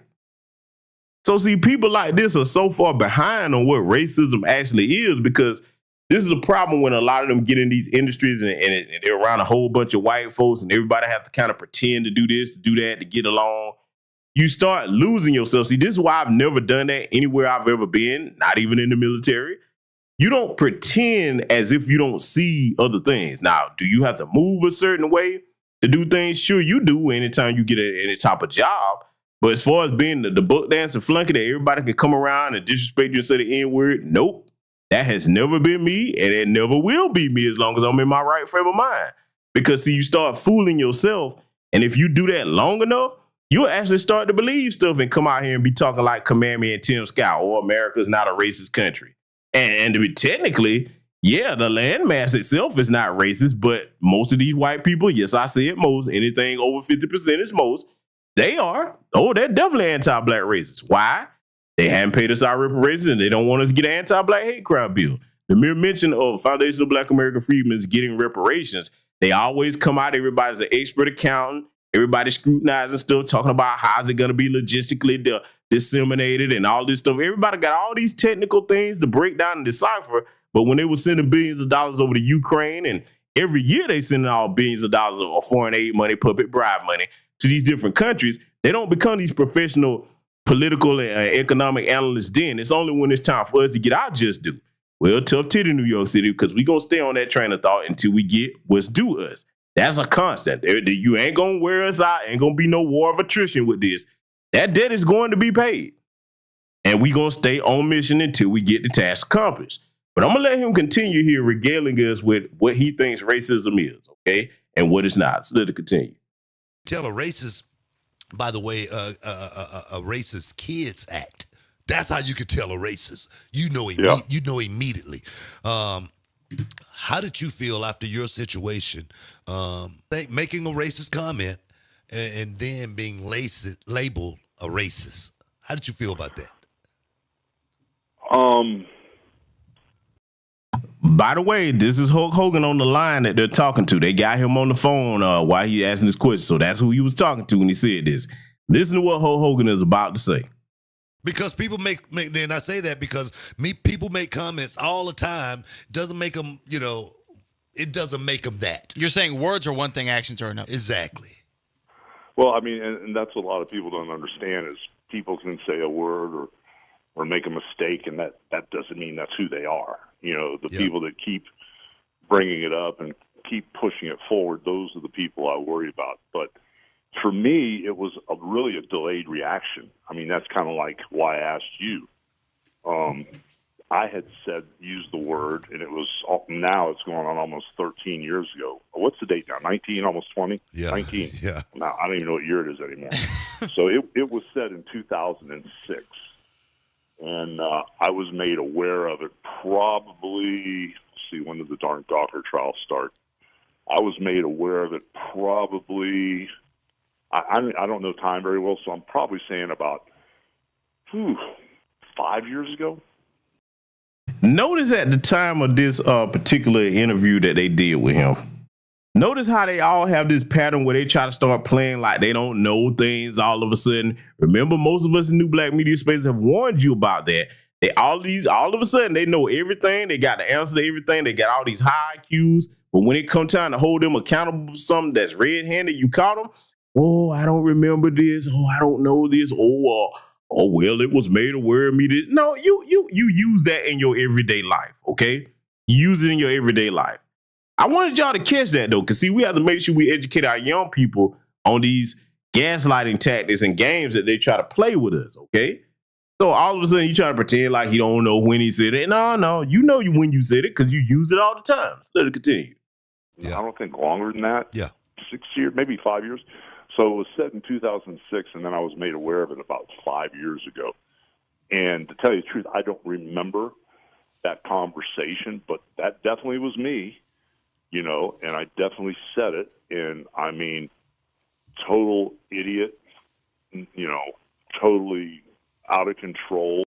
That's another thing you don't let them do, family. Because see, other white folks and most of the tether class, they'll let them say stuff about, well, I was a total idiot. No, you weren't an idiot. You got plenty of sense. You're a white supremacist. That's what the fuck you are. Call things as they are. Don't ever let these people try to make you call things something else other than what it is. No, you're an anti-black racist and you're a white supremacist. That's what you are. By your own admission. You definitely an anti-black racist by your own admission. That's very dangerous because, see, again, I have to take it back to a battlefield analogy. If you are in a combat zone and you're looking across the line of fire at everything that's your opposition across from you, and you start trying to label things, for example, it's a tank, but you want to call it a fucking bunny rabbit. That's not wise. That's very stupid, okay? Call things as they are. Now, you're not an idiot. You're a white supremacist. Let it continue. Bad situation. There's a million excuses for it, but it was me. I said it, and I tried to be accountable for it. But the thing is, the people that know me, and it's really cool that you would say just because somebody says a word doesn't define them or doesn't mean who they are. Because the people that know me, the first person that called me when the publicity came out was my minister, Michael Beckwith. You know, he runs the Agape Church there in Culver City. He came to my house and married me and Jennifer, and he's one of my good friends, and he's Afro-American, you know. So first thing that happened was my minister called me. He goes, Terry. Notice the tactic he keeps trying to use. This is what all the old school white supremacists that use. They start going through their little coon Rolodex. Well, you know, he's Afro-American, by the way, and I would love to know where his family is from, too, okay? Because we know that term Afro-American. We got to ask the question. But even if he was of our lineage, Foundation of Black American Freedmen, nah, ain't nobody like my brother Kermit as Wingfield in the chat room said, you don't make excuses for enemy combatants, man. That costs you your life. You don't play them kinds of games. Those of us who are ex-military, we don't play that. So for all the stuff that little goofy nerds be, because I'm aware of all the little comments that goofball is saying, trying to take snide shots at brothers that have been in the military. The one thing that we do have is our right frame of mind as far as recognizing the enemy in any situation, especially those of us that are on code that come out and apply those skills towards our community. So I know who's always doing that, and I got something for them if they keep that up too. But y'all will see, I'm a very patient man. We'll give it time. Now, regarding what we're dealing with here tonight, he goes through his coon Rolodex, old Hulk Hogan here, okay? And then he starts pulling out all the black people that he's cool with, they're good friends of mine and all of this. But see, what you got to understand is they're N-words too, to him. So it's like, for me, I just could not disrespect myself or my ancestors in my family by lowering myself trying to be the damn shield or trying to redeem somebody like that. Because see, you got to understand, first and foremost, these are the same folks that have people in their families were probably in their attic somewhere, or probably when they're alone, they pull out their family members' clan robes. They got pictures of our ancestors being hung. Hell, you got to remember, when they went to lynch a lot of our people, hell, they went to church. They was talking about, hey, we gonna made up on the bank train lane, just a Negra. Hey, they got postcards of this stuff. I'm not being facetious for the young people. You can look this up. Black Americana, look up that, huh? These people made celebrations out of this, so we not serving the same guy. So when you start talking about who you know, this, that, the third, and any Sambo that's running up, calling himself trying to redeem you, like I said, show me the counterpart where a black person do anything, even a fraction of what he did. Nowhere close to being inflammatory, but just a fraction of any type of thing that they find offensive in society. Where's the counterpart for them running up saying, hey, white folks, we got to forgive our black brother now. You don't ever hear any of their religious figures talking like that. You notice that? But we the only ones with our Sambos that's sitting up here running around there trying to defend these people. Hell no. They got to go over there with Master then. We see them doing that, you get on over there with Master then. Because you a liability to the rest of us. See, those are the types of Negroes that if they was rolling with Harriet Tubman back in the day, she would have had to pull out that iron, like, okay, you know what? Hold on for a minute. let me go over here, you know what I'm saying, in my purse real quick. And let me get Roscoe right quick for you. let you meet Roscoe. Who's Roscoe? Don't worry, you about to meet him. Those are the people that Harriet had to go ahead and put down, man. Everybody shouldn't have came with us off them plantations, family. Let's let it continue. Have I heard we've got some problems? I explained to Michael what happened. And he goes, first off, God forgives you. And he says, whenever you have a small problem, tell your big God about your small problems. I said, Michael, I've already talked to him about it. And he goes, don't worry what people think about you. Worry what God thinks about you. And he gave me some really good uplifting advice. And, after that, there was a ton of support from all my friends. And the hardest part was trying to explain to people that didn't know me. And some people only knew me because of that. Oh, my God, we never heard of Hulk Hogan until we heard it. Okay, see, you hear all this babble. Hulk Hogan, Mr. Hard R. Hogan is talking here. Let me make it simple for the people in my chat room. We're going to do some audience participation. Y'all ready? Get ready. We finna do some real audience participation. Family, for those of you that heard that tape, not just for Hulk Hogan, but any white supremacist that you understand clearly has a hatred for our people, Black Americans, would you trust those people around your children? Yes or no? Simple question.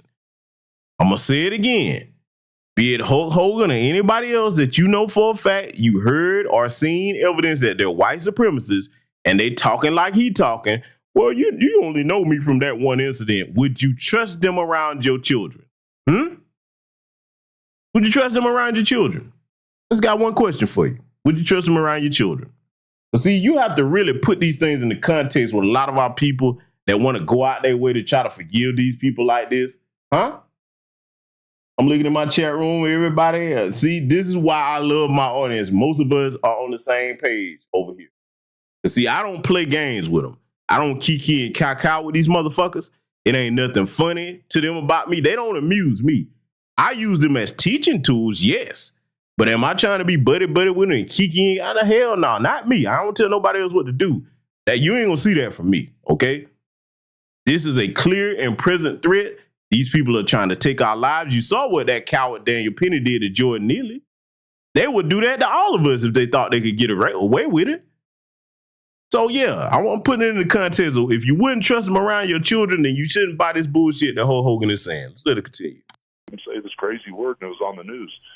That was the hardest part, was trying to explain to people who didn't know me, who I really was. And it was so hard to, and there's a lot of people now that, I've apologized to on several polls and several times. And there's still some people that, the jury's still out. Some people are still tentative. And, I'm trying to, show them, like you guys were talking about, by my actions, who I really am. So it's been a really tough time, but a lot of people are very forgiving, and a lot of people that, are understanding, they've made some serious mistakes in their life too. And I think, Let me go ahead and pause them again. Family, what have I always taught y'all, my audience over here, about the difference between a mistake and a bad decision? Because there's a stark and clear difference. And if you're new to this channel, you've never heard me say it, let me go ahead and reiterate that tonight for you. A mistake is unforeseen occurrence, okay? You trip over something you didn't see, something happened that you couldn't have had no prior knowledge of, okay, and you make the wrong choice due to unforeseen occurrence. That's a mistake. A bad decision is a series of thoughts that leads to you making a choice. I'm going to say it again. A bad decision is a series of cognitive thoughts that leads to you making a choice to do something or not do something. That's a bad decision. Don't you ever let people blur the lines between them things, okay? That's critical for you as a Black person in America. Even if you're not FBA, that's critical for you. You understand what I just told you? Don't you let people play with you like that. If you listen to that conversation or that leaked audio, he was deliberate in his speech. This man was talking like he talked every day around the house. You think he's changed that since then? So for me, I look, I'm not going to be the Black person that once I see who you are, just to appease us. Because see, let's call it what it is, especially with the class. A lot of people will try to go along with that crap just to get along to appease white society and be accepted. I don't give two fucks about being accepted by them folks. I don't care if you like me. The only thing that matters to me, you better not harm me or mine. That's the only thing I care about. I don't give a fuck about being liked by them people, and I don't care about being accepted by them. I don't wake up and start my day, oh my God, I wish the white people would accept. Man, fuck you and everything you stand for. Pay my people our reparations and get this anti-black hate crime bill, and you can go to hell. I don't care what you got going on. I don't have to be up on them like that. I can be cool and cordial with individuals, sure. I am. But as far as pining for their acceptance, hell no. For what? No, not me. I'm speaking for myself, not me. I can't tell nobody else what to do, but that's just where I stand with it. Let's let it continue. You know, normal people that have good hearts kind of understand that, you know, if someone does make a mistake, you know, you need to give them a second chance and see who they really are. So it's been a tough time, brother. I won't joke about it at all, but I'm just grateful now that my friends never left me and the fans never left me, and the people that a few of the people or a lot of the people that don't know who I really am, I've had an opportunity to speak to many of them as I can and try to not make an excuse but be accountable and say, yeah, it was me, I did it, but that's not who I am, you know? Yeah. I tell you, and see, here's why you can't get that off on a brother or sister like myself. They all have these canned ham catchphrases. I don't see color. That let me know who you are right there, that one, because everybody with eyes that's not blind can see what color somebody is, okay? And then well, that's not who I am. Well, who the fuck are you then? Let's talk about that. When they tell us that's not who I am, well, who the fuck are you? Who are you really? What? Because look, we both know we're not serving the same God. We know that. So what are you? There's where I go with it. What are you? Never mind who are you. That's not who you are. What are you? Because I know what you are. Let me tell you something. Like I keep telling y'all, when you look at the horrible atrocities and go pick up the book, The Delectable Negro, just for an example of that. When you look at the horrible atrocities they've committed against our people, their clan sisters, and then right here in present day, when you look at the likes of them murdering a young Tamir Rice, killing our sister Breonna Taylor, George Floyd, right on down to Jordan Neely, okay? When you look at that, you can't say who did that. You got to say what's doing that. They look at us and think we're not human just because we're black.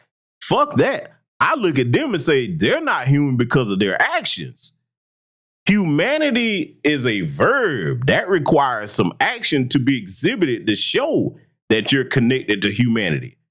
And humanity doesn't include sneaking up behind a homeless, hungry black man and choking him to death and holding him down. Because see, think about it. The despicable thing about them calling Daniel Penny a hero, you choke down this homeless, frail black man, hungry. And even if you was trying to restrain him, you didn't stop at that. You kept going when people was telling you, just like they told Derek Chauvin before he killed George Floyd, that you gonna kill him. And you kept on. And then the people that sitting there, them tellers that was sitting there helping him do it. Boy, I keep telling you, man, had that happened down here in my state, in my city, that's one thing I can say. I'll say it again. He would have lived. He would have lived. I'll take it a step further. See, I remember the casualties of my people in this system of white supremacy. I remember the little 18-year-old sister, Nia Wilson, that was killed, had her throat slit over there on that subway station in California by that white supremacist. That was over here, she'd be alive. Because I'm going to tell you right now, brothers and sisters, we have our issues with each other. But down here in the South, and see, this is why I tell, look, it's been several sisters over the years that I've known that have thanked me for me speaking about my state and this area down here the way I do. And they've come down here and seen it for themselves. And a lot of them have come down here and gotten themselves married. And they seen what I was talking about. They thank me all the time. I say, yeah, we're a bit different down here. I'm not saying that there's not a spirit of family and camaraderie across the rest of the nation. I'm just speaking on how it is down here in the South. We don't play like that. You're not finna run up and do nothing to none of our women while some grown foundational Black American freedmen men worth a damn standing around. Let me tell you how serious it is down here. I have seen crackheads go and whoop ass about you doing something to sisters and children down here. I'm telling you what I know. I'm not exaggerating. Where my Georgia people at? Y'all know how it is down here. We defend our own down here. Are we perfect? No. But we ain't finna let nobody, especially outside of our race or lineage, do nothing to our people, okay? I've seen crackheads take a stand for things. I've seen old drunk winos pull out blades like, you ain't finna do nothing while I'm here. I'm telling you now. I've seen it with my own eyes. So for me, being a sober, sound of mind black man, you think I'm gonna stand around and let you do something like that to one of our people? Hell no. No, we it's different down here, man. Why you think that Alabama River brawl popped out the way it did over there in Alabama, huh? You think we want to light your ass up in a heartbeat? We see you doing something to our people down here. See, this is why I'm telling a lot of y'all folks, man. This is the reason, too, why I don't tolerate disrespect of my city or my state. Because a lot of times when people come down here, they see that and they don't want to go back. They be like, yeah, man, I like being around where black people are actually going to whoop ass if need to be. Huh?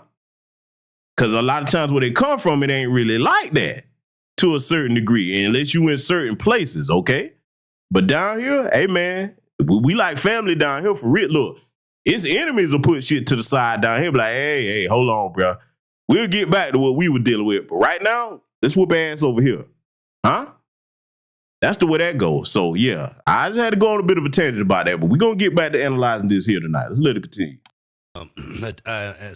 Somebody had asked me, you know, man, what would you do? How do you feel about it? I said, man, if people judge me for what I did, you know, more than 20 years ago, aggravated robbery, if people still judge me, you know, on that, you know, they wouldn't know who I am at all, man. I mean, because that one day did not define who I am. It definitely did not. And see, this is what I can't stand with what Booker T is doing. He trying to compare what he did to end up in prison to what Hulk Hogan did. That's two different things. That's not a race-motivated issue that you had going on.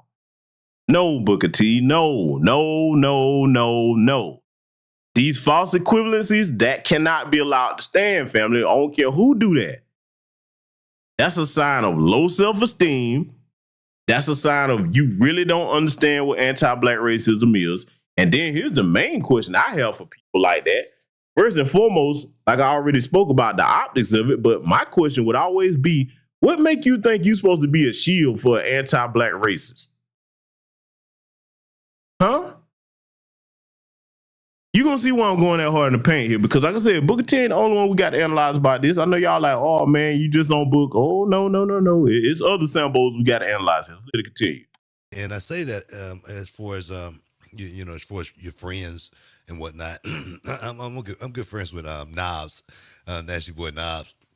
Knobs used to talk about you all the time back in the day, man. I'm hanging out with Hogan, man. I'm on the boat this week, you know what I mean? Where, you know, all kind of stories, man. I've heard all kind of great stories, and none of them were racist stories or anything like that. As well as Knobs and I, you know, Knobs. I could say this, man. I can honestly say this. Knobs for years, Brian Knobs. He's the only white guy that I've ever given a pass to call me the N-word. You know. Family, did you hear this shit? You remember what I just said? Did you hear what I told you? Booker T don't see. Let me say this, because it's deeper than Booker T. We can apply this to many black celebrities. A lot of these black celebrities, man, and whatever their professional sport is, they really don't understand the meaning that they have to black folks that support them. Especially the little black children that look up to them, or even grown folks that be like, yeah, you know, I respect what that brother or sister do. I like their talent or what have you. And then you get your big old Sambo ass up here on this podcast and say that you give a white boy a pass to call you the N-word. See, this is why we have problems in our community with that. This is where your J.W. Lucases come from, okay? It's always some silly Negro that's giving them a pass to say that word and then just do other disrespectful shit. And then when they get around other black people, you have to slap the shit out one of them or worse. Because one of these goofballs right here, like Booker T, I got to call you what you are. Let me tell you something right now. The white people that I'm cool with, they know damn well not they ever utter that word around me. Now, granted, if I'm around other black people and we don't talk like that around them.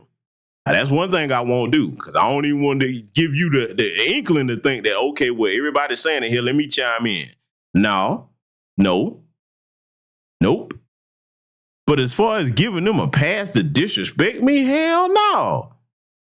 And see, let me show you what is a problem for other black people around Sambo like this. Because see, a lot of people think that you just say that and it's benign. No, it's serious. Because see, watch this. I'm going to direct this towards everybody in my chat room list. Live or on the playback. You think about if you the type of black person, you ain't for that bullshit, and then you got a Booker T that's giving a white boy the pass to calling the N-word, and you somewhere and you don't know that that's what he's done. So now he bring this dude around you, and he started thinking, okay, well, I did it to him, now I can do it to you. Hell no, both of y'all finna get y'all ass stomped into the ground. No. One thing I was taught by my father, grandfathers, men in my family, you do not compromise your self-respect as a black person and definitely not as a man. How you saying this laughing and giggling about it? And see, this is what make me think that you really must not know much about our history in this country. You can't, because nobody that does will sit here and be like, well, that's the only white boy I get a pair to call me the N-word. And for those that don't know who he's talking about, if you know your history on your wrestling team, he's talking about Brian Knobbs from the Nasty Boys or Knobbs and Sags. Now, if you look up what they look like and you see them, you'll be like, you big damn dummy. See, this is why I could never, ever be in that wrestling industry. I know, no. Because, see, most of the Negroes that go in there, they got to be Sambos. They got to be. That's the only, because look, it's too many white folks for them around, and it's too much money on the table for them not to be. We just got to call that what it is. Not just wrestling. Most of these damn sports and most of these damn Hollywood entertainers, whatever you want to name, is you at some point, if they surrounded by them folks and they not around us or their people, they're going to start acquiescing to things like that. And then when they come back around us, they know it's wrong, so then they'll try to tell you, well, you don't know them like I do, because they know they're ashamed of that shit. They know it, but they'll try to act like it's something wrong with us because we not going to go along with it because they did. See, everybody's soul ain't for sale, man. Let's let it continue. I swear. No, I'm serious. It's almost like every time I was around him, he was calling. I mean, you know, good God. What's crazy, though, what's crazy is I was in Tokyo, Japan, Knobs and I, and we was in this bar. It was called the Rolling Stone. And Knobs and I, man, we stayed out till like 4 o'clock in the morning, man. We was just hammering them back, man. We had so much fun. And I'm going to tell you right now, That's another thing that's very stupid. Let me tell you right now, I don't care how cordial I am with them folks. I don't drink around them like that. Hell no. Damn sure not finna get drunk around you. Nope. Young black people, men and women, listen to me. Don't you do that shit. Do not get high or inebriated around them folks. I know a lot of y'all, especially this is the most integrated generation we've ever seen. I'm telling you now, do not do that. Don't do that. That is very unwise. That right there is high on the list, just like you don't take your silly ass out in the woods hunting with them or nothing like that. Don't be getting drunk and high with them folks like that. And but see, you see what Booker T mind is. Let it continue. If I needed anybody to have my back, you know, it would have been Knobs. Oh, yeah. that was the guy. That was the guy who would have had my back. No matter what went down, we went down together. I know that. I was just with him just this past weekend. So it's saying that Knobs, just this past weekend, Knobs going, hey, man, I love you, brother. I can't say that word anymore, though, but I love you, man. You know, so even it's so political now, and everything is so, everybody's so uptight about everything. Everything is analyzed. Everybody got a comment. Like you say, a lot of people that, you know, judge you never saw you, never knew you, never watched you. See, this is the other thing that turns my stomach about Sambos like this. They try to trivialize that anti-black racism connected to that word as if it's a small thing for us. Never mind that we the only group in this country that's been enslaved here on our own land and treated the way we've been treated. It's got had black codes against us. Okay, had to have freedom papers just to move around here, there. Okay, all the things that have been done to our people. all the lynchings and everything, it goes in accordance with the history of the terrorism that has been inflicted on our people by white supremacists. They try to trivialize that and that, well, everybody's critical. Yeah, you damn right. Black people in our right frame of mind are more than critical of that. We don't tolerate that shit. Your big goofy ass sitting up here talking about you get him to pass call you the N-word. Well, you keep that over there because now you belong to them. See, I don't play about that, man. I don't play that. And see, let's go ahead and address the elephant in the room while we talking about Negroes that do stuff like that. That goes for men and women that you trying to lay up with folks outside the lineage or the race, and you want to give them a pass to be disrespectful towards you, and you think I'm supposed to do it. Hell no. Nope. Don't bring that shit around me because I don't play that. Let's let it continue. That was their first introduction, and people these days, they seem to hold on to everything. It's a different world that we live in today. And I think with social media being the way it is, I think that's a big part of it. Yeah, we need to, I agree with what you're saying, Book. I think that a lot of times it's you can't forgive and forget, it seems like, anymore. Yeah. Like, move past it. But, I've always deferred to you on, I remember when this whole incident happened, we were on the phone together, right? When this happened to you, Hulk, See, let me explain what this is, too, what a white guy got him up here on this podcast at the time when this happened. They all have, in every industry, they break glass in case of emergency Negro, okay? That's what I call them, the break glass in case of emergency Negro. The one where if something like that happened, go get this Sambo and put them out front. See, it's not racist because look who said it wasn't. Huh? This is what it is, the break glass. And look, you got a bunch of Sambos that's fighting to be that man or woman for them folks. Be the break glass in case of emergency Negro or Negress. They call you and put you out front and get you to talk about what happened as if it's okay. And you basically, let me explain what this is for the outlets to the young people. This is them putting him up front at that time to talk at us and tell us why there's no problem. But you've lost your damn mind because we're still in our right frame of mind. And we know that that's a problem with what Hulk Hogan said or anybody else like him. So no, just because Booker T is somebody that we once respected, and his accomplishments are history, that doesn't mean you're going to wheel him out in front of us and everybody else going to be like, well, since Booker T is okay with it. That's what they really do think about us, because I keep telling y'all, they view most Black Americans like we have the mindset and the mental capacity of children. Basically, I've often said this. They think we're basically like big overgrown infants that you can jingle some keys in front of and that's going to entertain us and we're going to be laughing and giggling about it.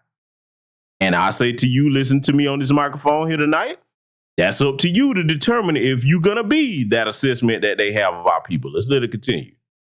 Booker and I were on the phone talking about it. Yeah. And Booker said this to me, and I'm saying it right now. He said, look, if it wasn't for Hulk Hogan, I wouldn't have had a wrestling career. Hulk Hogan looked at me and my brother and said, that's y'all's hottest tag team.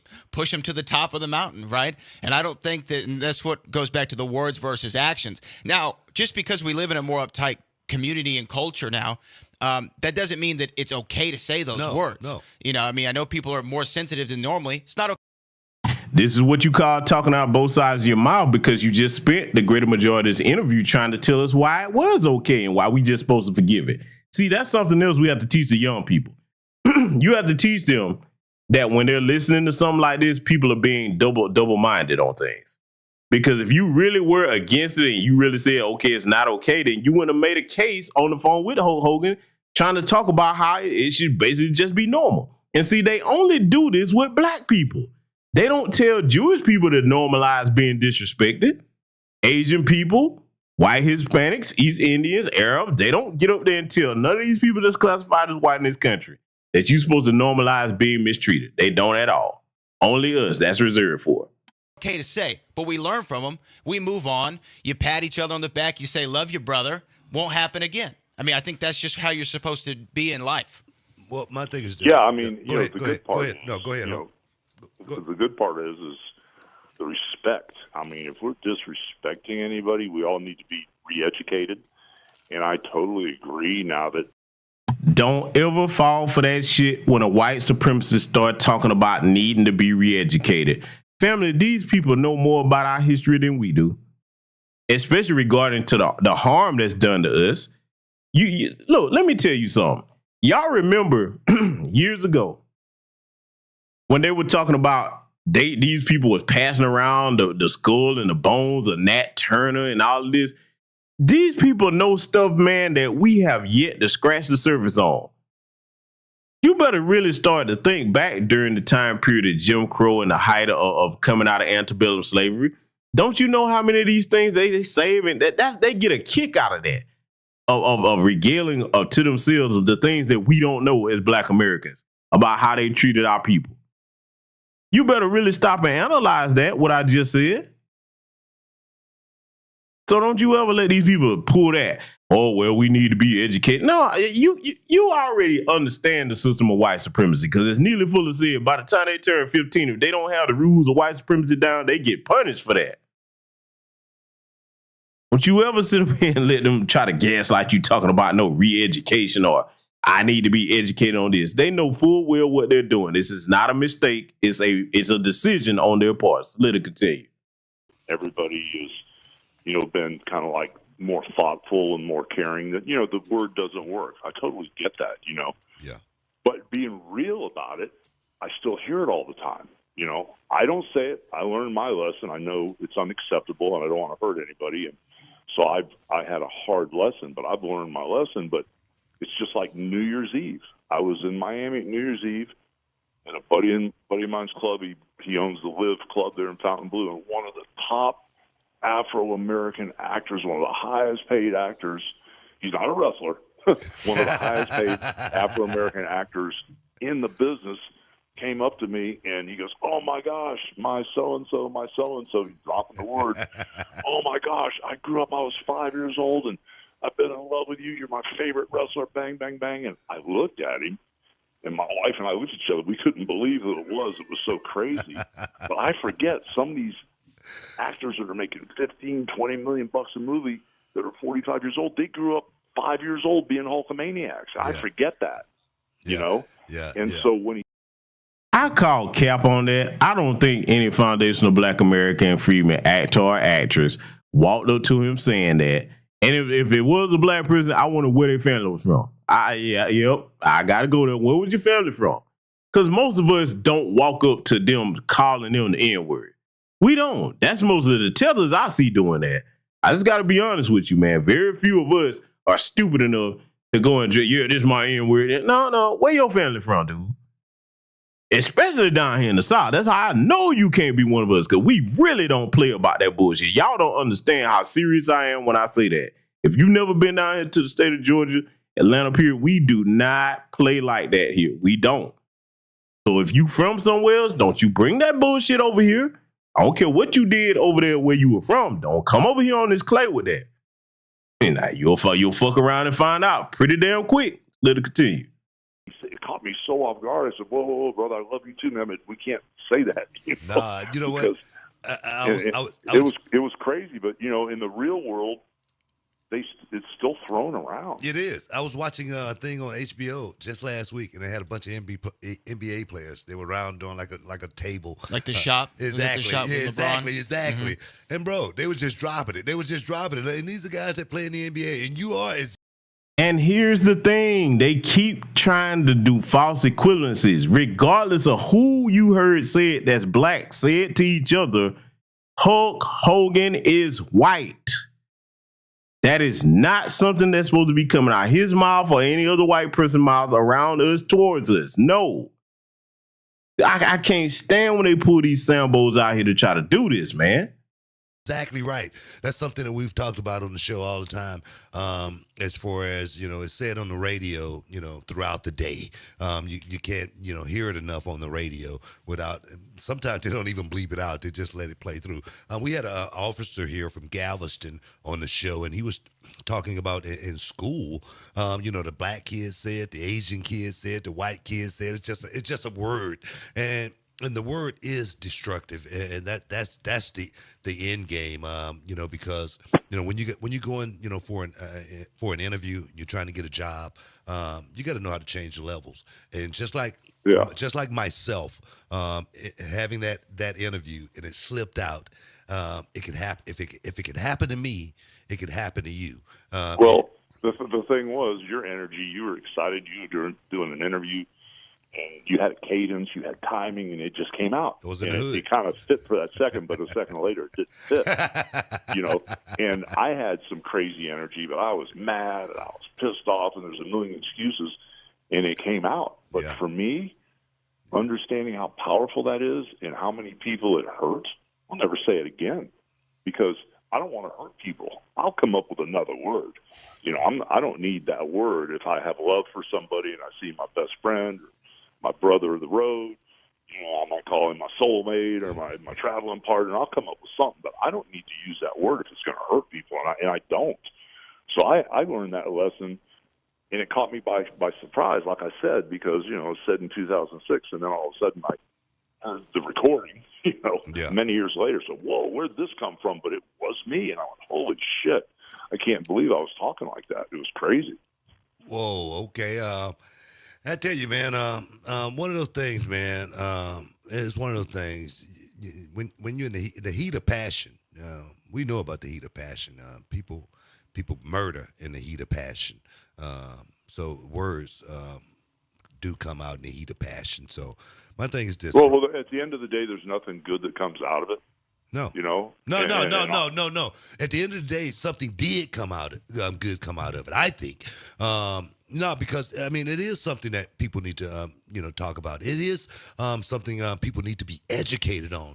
And our young generation these days, a lot of times they just think we're just old guys and we're just talking, out the side of our neck, and we really don't know what we're talking about. But, people died because of that word.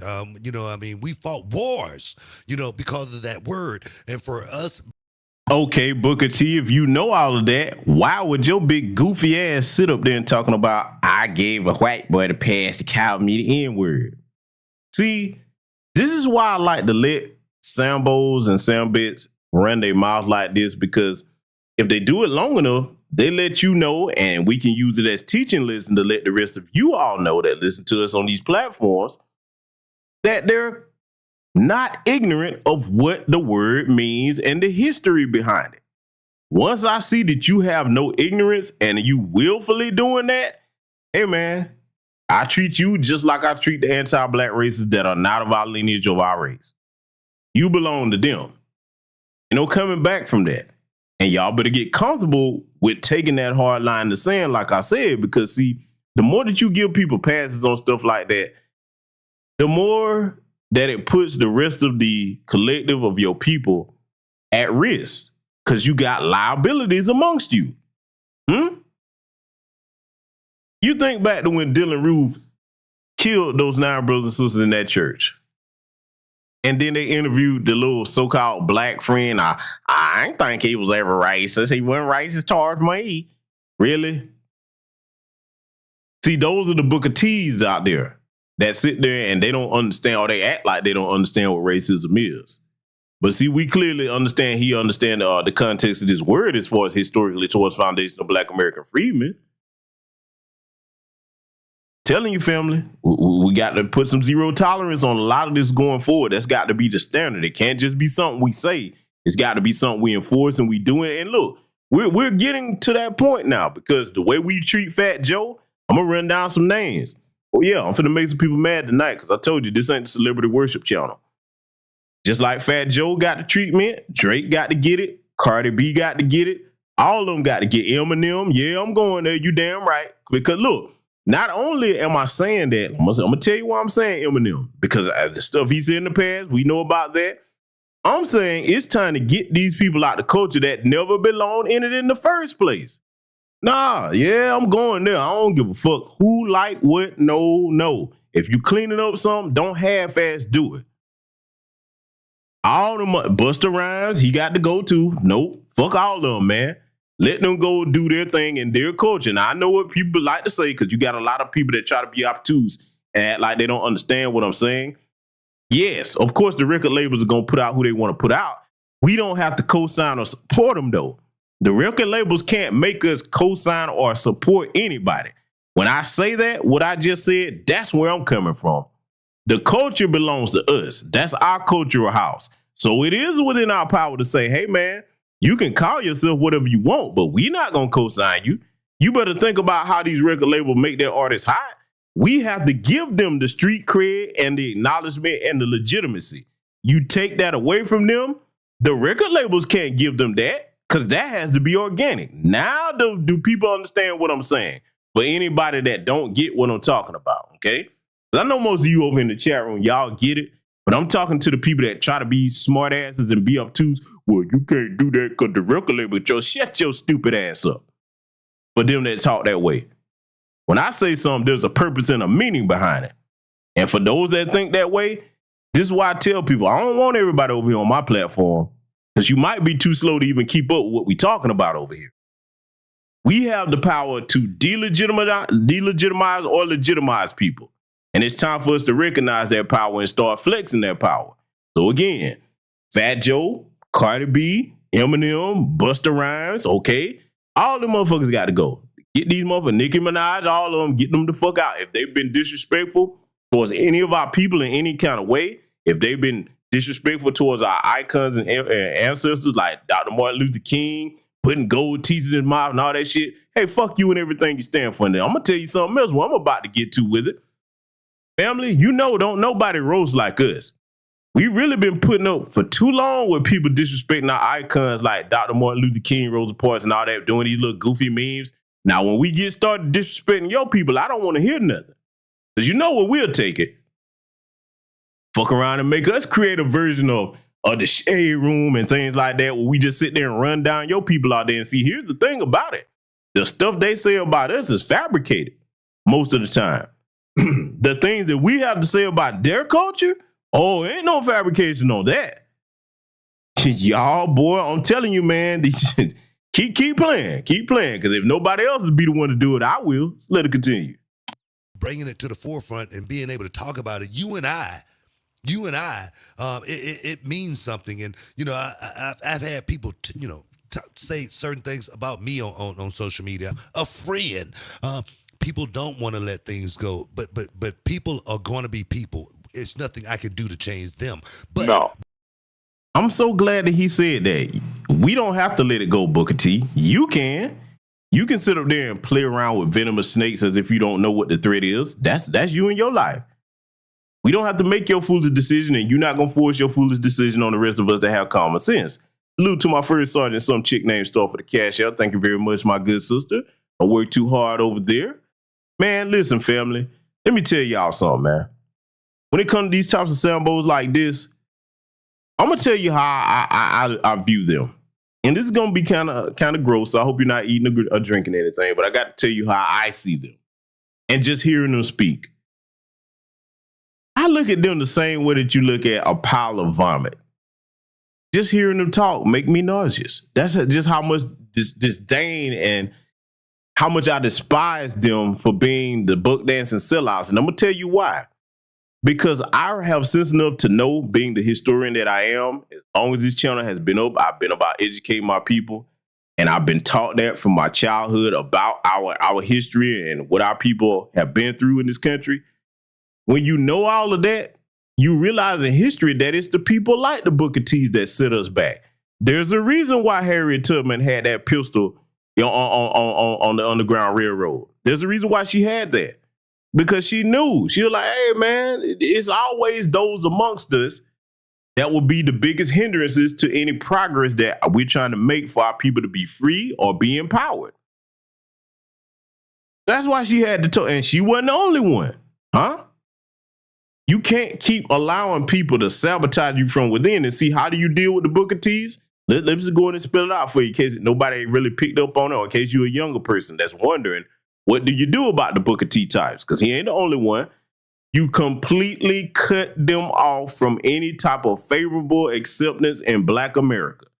That's what you do. I know that's going to be hard for a lot of people to do because in a way, and I got to make you mad to say it, in a way, they know that a lot of our people do have these sentimental attachments to these people based off their accomplishments, and we tend to think like children, some of us.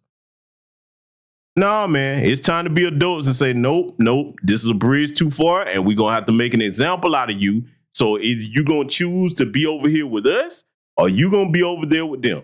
And once that door is closed, it's got to stay closed in order to make people know that we're not playing about that.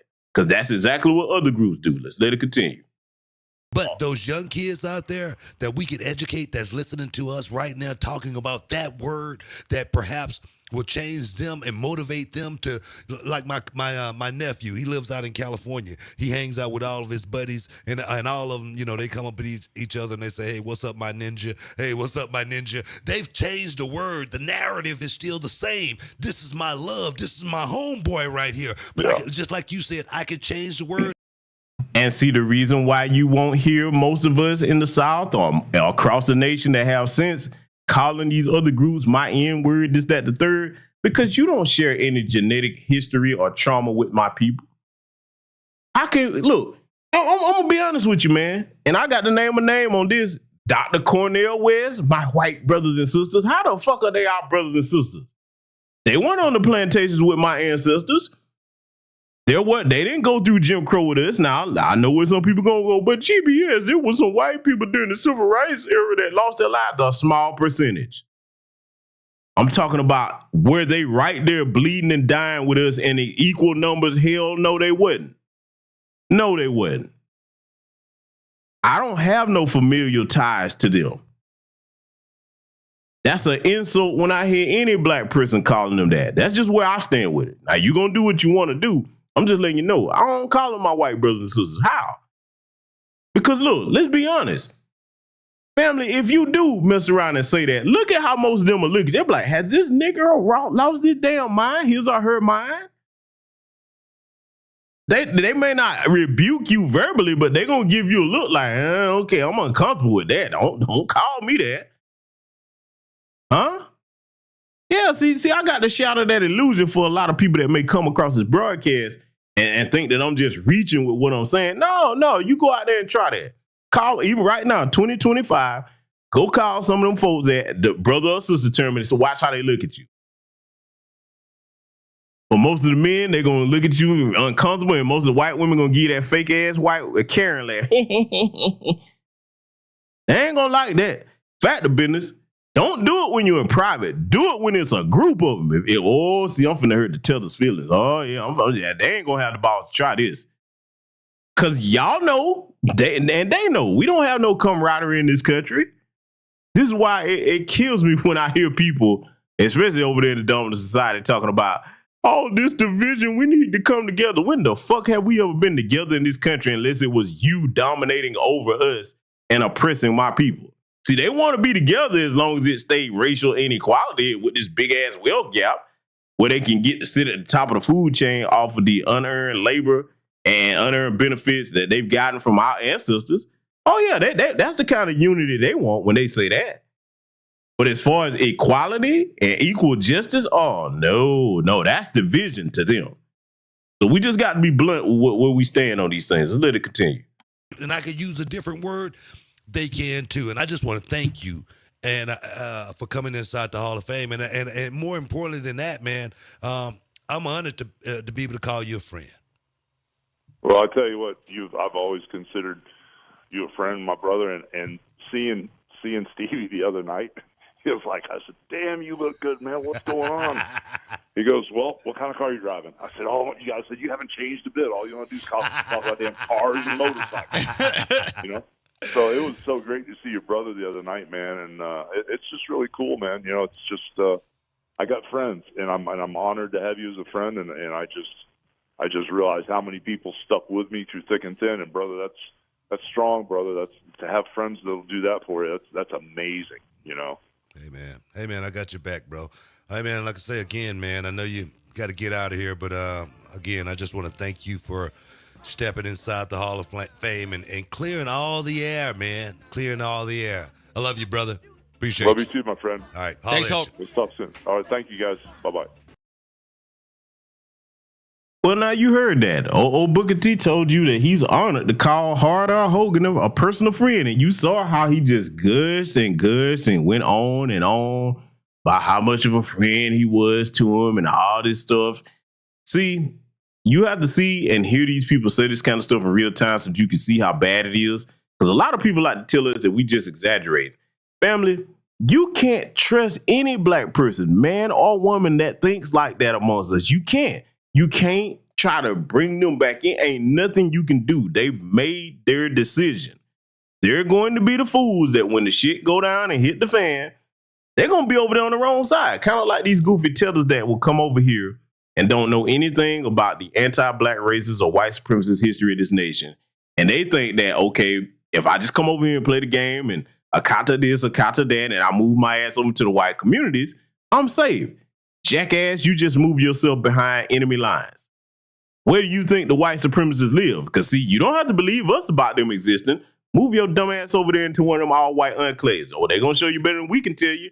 And don't come running to us because, well, you ain't going to get a chance. Because, see, I've covered several horror stories over the years of this channel. But a lot of them, especially them, the tether winches and the tether books, you know, they can't wait to get over here. They've been fantasizing all their life about as soon as I get to America or the West, I can't wait to live with the first white man or white woman I can find. And they're willing to put their lives at risk for that. Man, do you know how crazy you got to be to put your life on the line for some damn sex? Really? But I digress. That's their people's problem. We're not done with Hulk Hogan yet, though, because, see, I know I spent a lot of time on Booker T there because I just wanted to show you just how far gone he is. But he ain't the only one. We finna examine some more, family. Hold on to your horses. It was unbelievable. I thought, what a spectacle. The support from Hollywood showing up, and all of the shows of people that are on Netflix or want to be on Netflix. I thought it was pretty damn special. The production was incredible. Like they added something to television that already existed, but just in a new home. And man,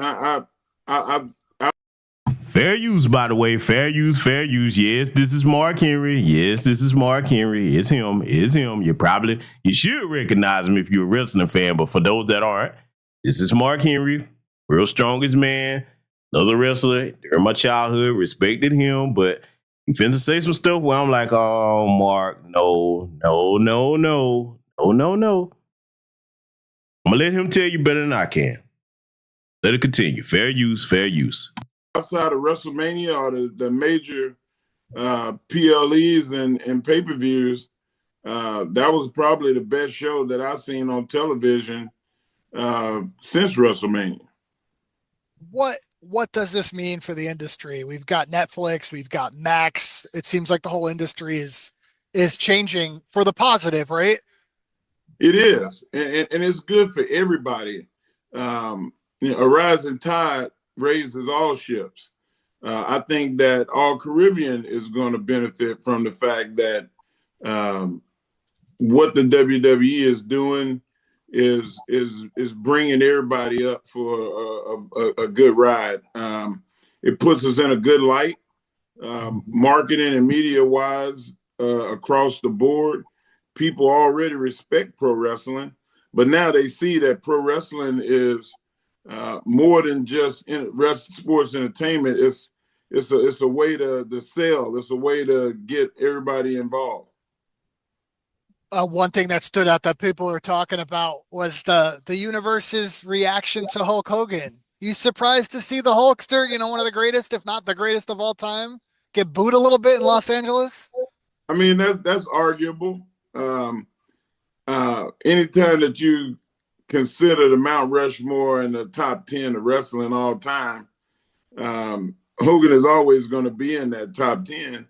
But right now, he ain't going to be in no top 10 up there for me because I'm in my right frame of mind. But he ain't done yet, y'all. Oh, boy, watch where he finna go with this. And see, I'm going to wait till you make this statement. I'm going to take the time to point out a lesson because a lot of black people will take this line of thought, especially in his age range. Yeah, we got to call these boomers out. I want y'all to listen to where he finna go with this when this announcer here asks him about this thing. Right now, with the social climate and the things that he said and done and his lack of effort to try to fix it, people are going to come down on him. I never had an issue with him before I heard all of the stuff. And even then, I believe in giving second chances. Anybody that knows me knows that I'm a fix-it person. I'm not going to dwell on the negative. I'm not going to talk about the past. We're going forward. And he never wanted to go forward and fix it. So, you know, that's what happens when you think that everything is going to go away. It's not going to go away. So now here we go with another second chance, Negro. Now, see, this is the question that I have for Booker T and Mark Henry and those like him, because when I say that, I'm using them as an example of how other people with their mindset think. They got all the second chances and forgiveness for everybody in the world outside of Black America. But let it be their own people. Let it be their own people. To some minor infraction. I want to do they exhibit that same behavior. If you ask people that know them closest, do they have that same mentality towards their own people like that? So now you heard what he said. He's a fix-it person, and you know, hey, Hulk Hogan thought it was gonna go away because he got a bunch of Sambos around him that, you know, make him think that. But this is the question that I have. And again, Mark Henry, y'all see it. Mark is an imposing man, big, giant human being. If you ever seen this man in person, he is a spectacle to behold. Okay, you don't see people that big every day in life. The question I got to ask you, Mark, is this, man. You keep carrying on about second chances and trying to fix it. How you gonna fix something that's already programmed to be that way since childhood? Because let's be clear, the Hulk Hogans that come out with the hard R's and stuff like that, they've been raised this way in their families. Where do you think they learn it from? This is why Hulk Hogan kept trying to put on, well, I grew up hearing that word and putting it on other people. No, talk about how you heard it in your family. That's why you like that. When we say culture, you get your culture from the upbringing that you have in your family and your community.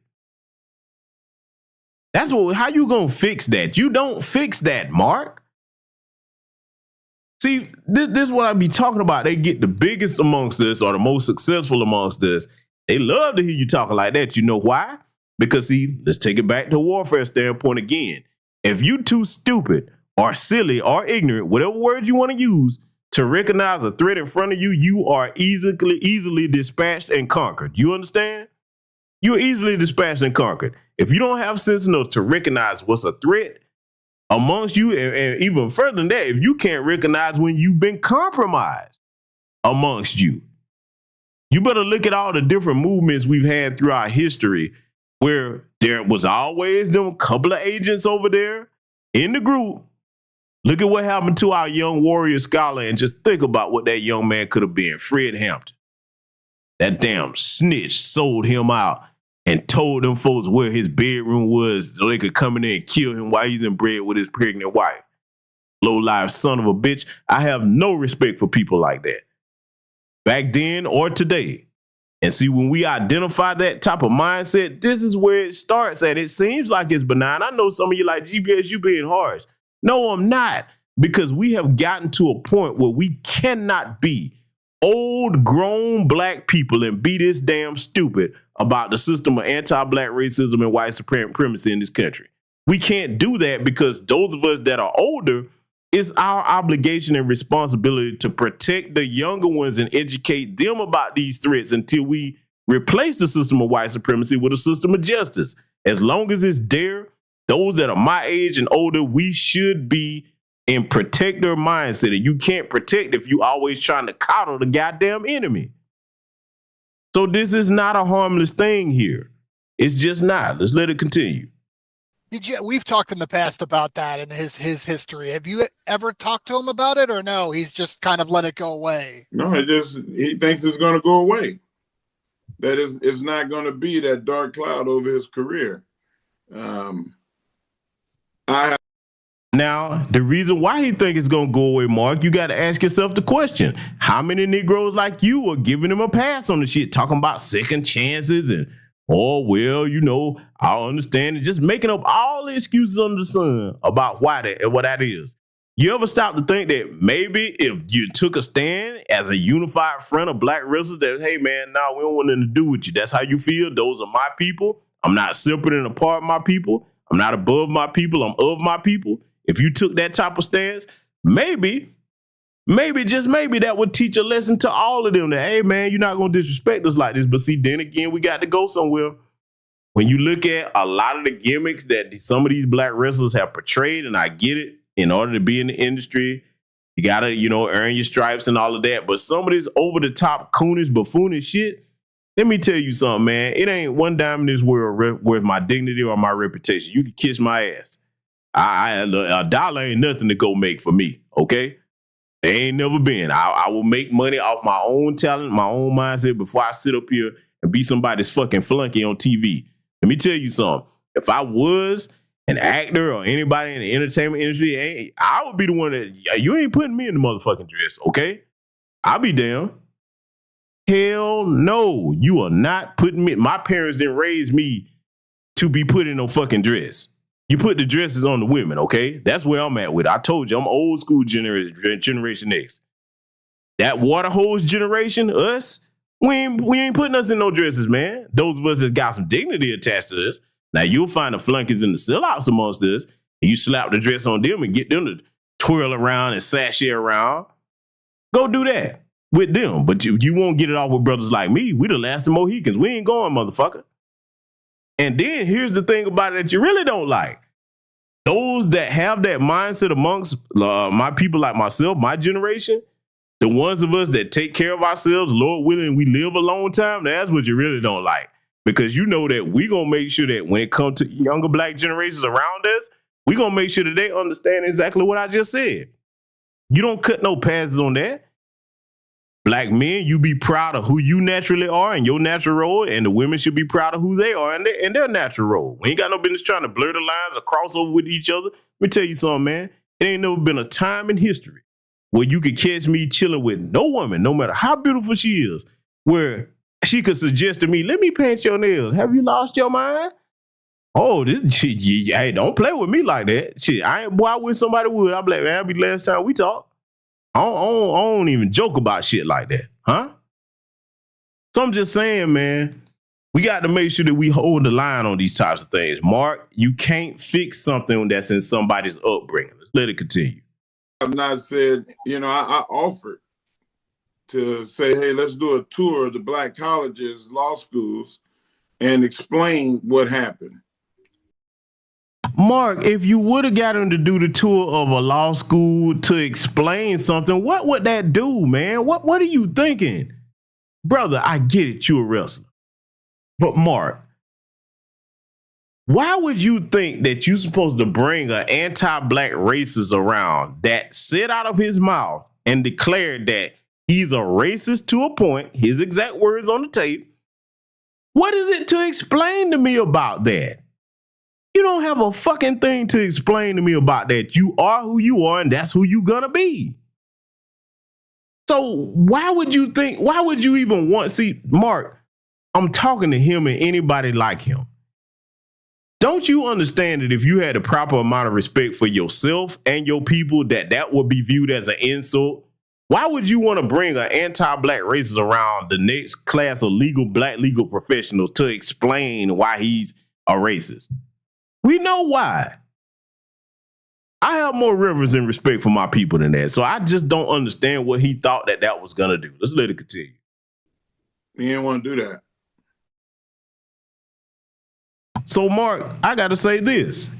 If you really wanted to try to fix it, so you say in air quotes, how about this, family? Watch this. You notice you didn't hear him or Booker T say, okay, Hogan, you say you sorry?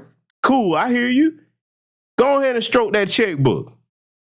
Well, brother, I can't, my wife, I ain't got nothing to do with what you went through with your wife. No, hey, man, go ahead and stroke that checkbook. That's what you do. See, this is what I try to tell people, especially our women. I'm going to say it again. I want our women in particular to drill this in their heads, not because I'm talking down to you, because you're an integral part of this community and you're an integral part of us winning this war that we in, this cultural war that has been declared upon our people.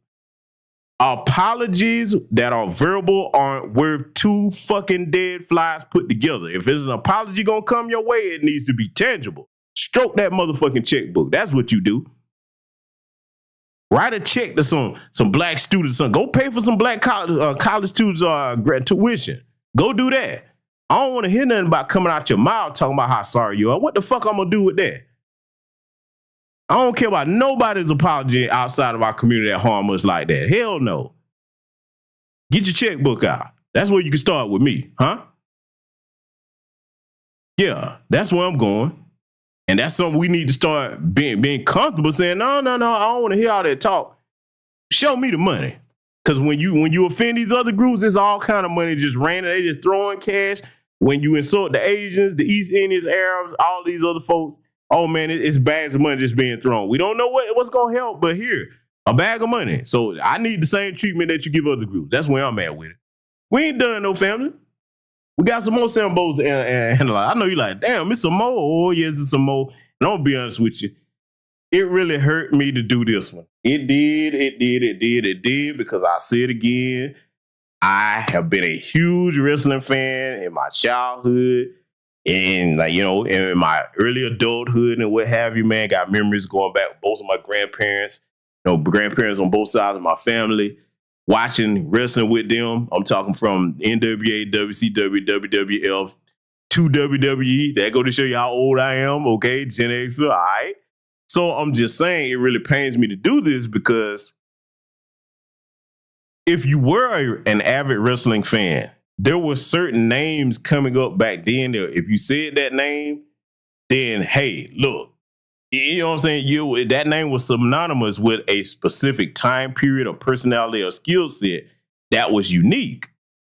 For example, if you ask me who's the best color commentator or one of the best color commentators ever in wrestling, I would have to say Jim Ross. I would have to give that to him, okay? So now this next one coming up, even though he wasn't so much a color commentator, he started out as a referee. Some of y'all probably like, no, say it ain't him, because some of y'all probably already know who I'm talking about. But then he later turned into a manager, okay? Black man, all right?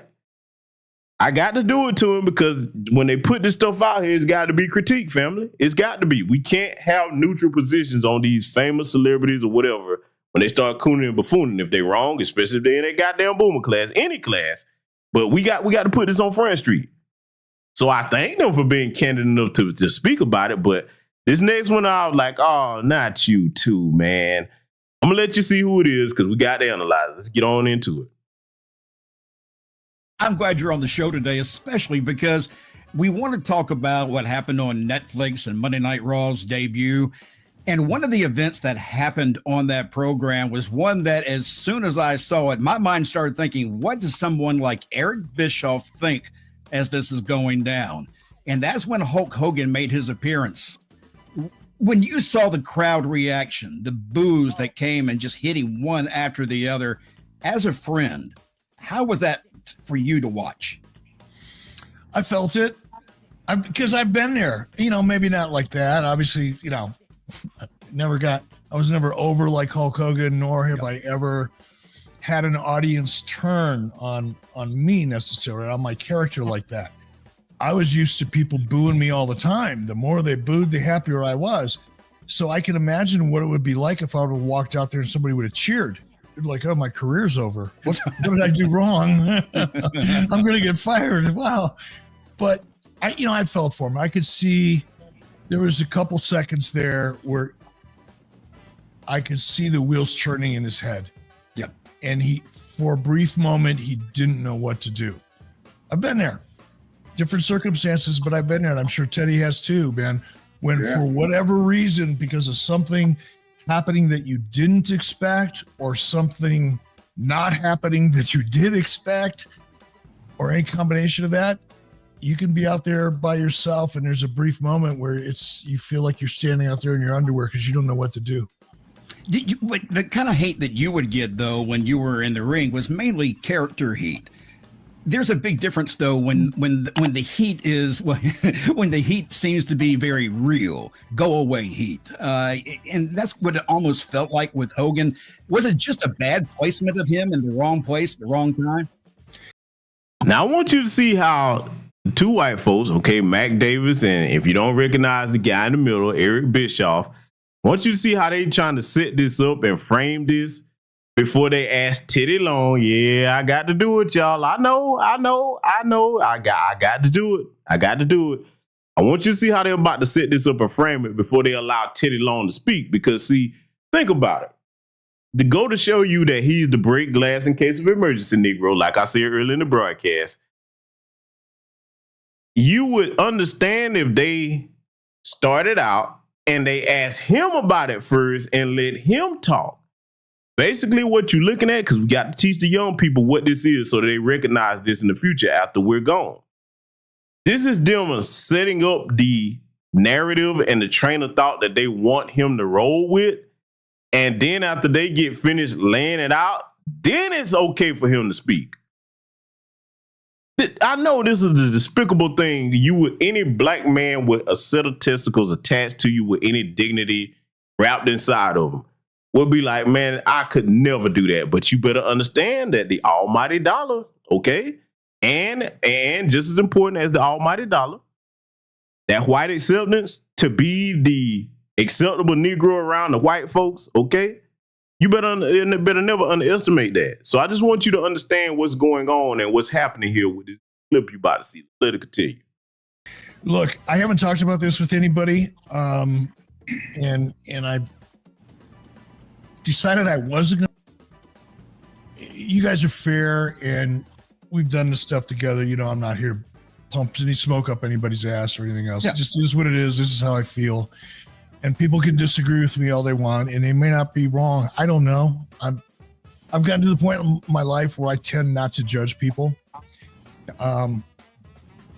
Judge not, lest you be judged. You know, that was like my first wake-up call. And I just think about my own life and all the stupid shit I've done and the mean things I've done or the hurtful things I've done or said with no intention of you. Yeah. Just because you're young, you're stupid, you're inconsiderate. I'll make myself. I was young, I was stupid, I was inconsiderate, and you're just immature. And look, history is history. What happened, happened. You can't make excuses for it. I just know the guy. Yeah. And I know what he's about and what he's not about. And I think the reaction he got out there, specifically in Los Angeles, and this is the part that people are going to argue about, but I don't really care. Less than a month ago or 2 months ago, whenever it was, 2 months ago, Hulk Hogan in character, in complete character, went out there and campaigned for a Republican who happened to be Donald Trump. Yep. I was in Los Angeles on November 6th. Business. It was like the Walking Dead walking around Los Angeles. People were so depressed. And you know, our country's split 50-50, whatever it is, 51-49, blah, blah. Not in Los Angeles, it's not. No. Politics is part of culture, and their culture has become their religion. And I think because Hulk, and I'm saying there wasn't heat from some of the other mistakes he's made in his life, not just the one that everybody talks about, but he's made others. I don't know anybody who hasn't. But notice how he's trying to do two things. He's trying to frame this as mostly it's political, okay, because everybody knows. And like I said, most of them guys in that industry, they're white conservative Republicans, okay? He's trying to frame it as political. And yes, we know it. Los Angeles, California, liberal, supposedly, but that doesn't mean it's not anti-black racism over there. We've seen that by the way they treat black people over there, okay? Especially with the tragedies going on with these fires, these insurance companies playing games with our brothers and sisters, which is why I urge you all to, if you're so inclined, to support those GoFundMes on the community tab to help the brothers and sisters over there in Altadena and other places. But see, he's trying to frame it as a political thing. Well, they just booed him because he voted for Donald Trump. Okay, if that's the case, why didn't they boo the Undertaker? He campaigned and talked to Donald Trump and made it open publicly that he supports him. Why he didn't get the same reaction? So they keep trying to frame it around that. And then. You hear how Eric Bischoff won't even say what the other thing was. Well, just that one mistake. No, say what it is, Eric Bischoff. Say what it is. And Teddy Long, you should have chimed in if you had any dignity. But see, again, when they get to that age, y'all gonna see. Let's let it continue. I think the heat he got was a lot more because he was front and center with Trump. And the response people are going to say is, yeah, but what about Undertaker? First of all, Undertaker didn't come out and cut a promo. Nope. Undertaker rode in on a motorcycle, did a lap, and waved goodbye. It's a different scenario. Yes, Taker interviewed Donald Trump. Taker makes no bones about the fact that he's a conservative.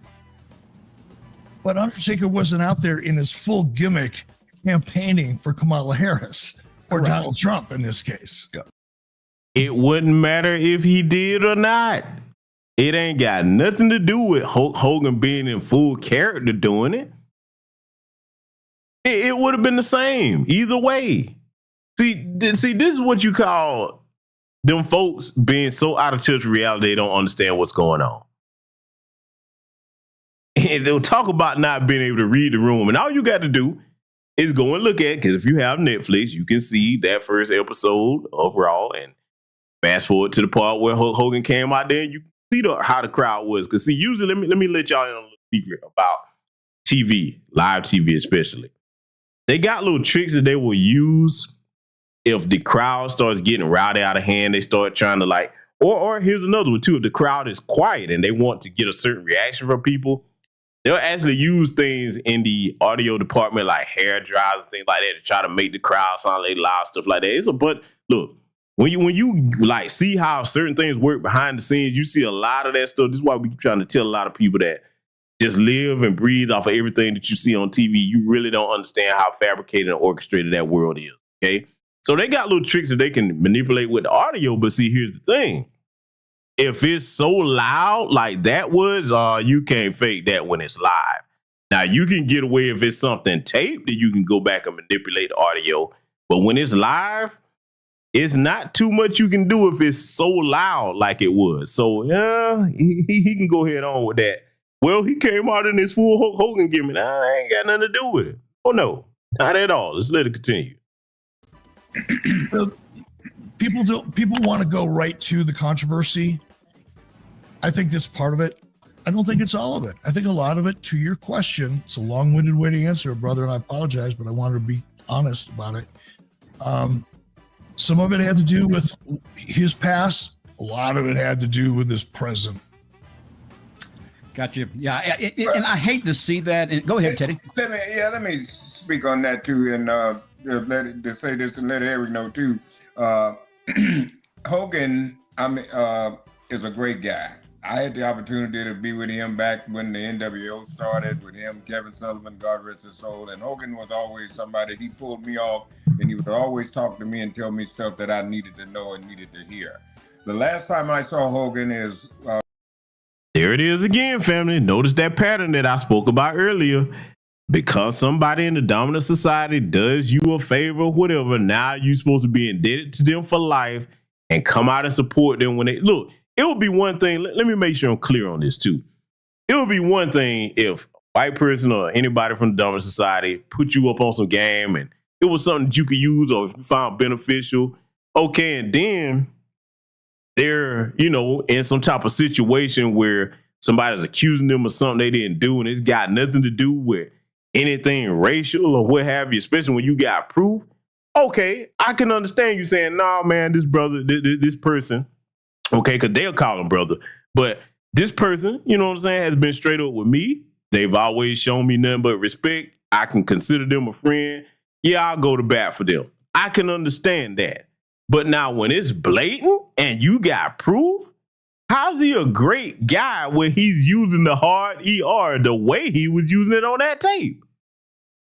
Explain to me that, Teddy Long. How's that a great guy? Because see, man, look, I keep telling y'all, man, y'all know a lot of people have said it. You got to watch folks when they get to this age, man.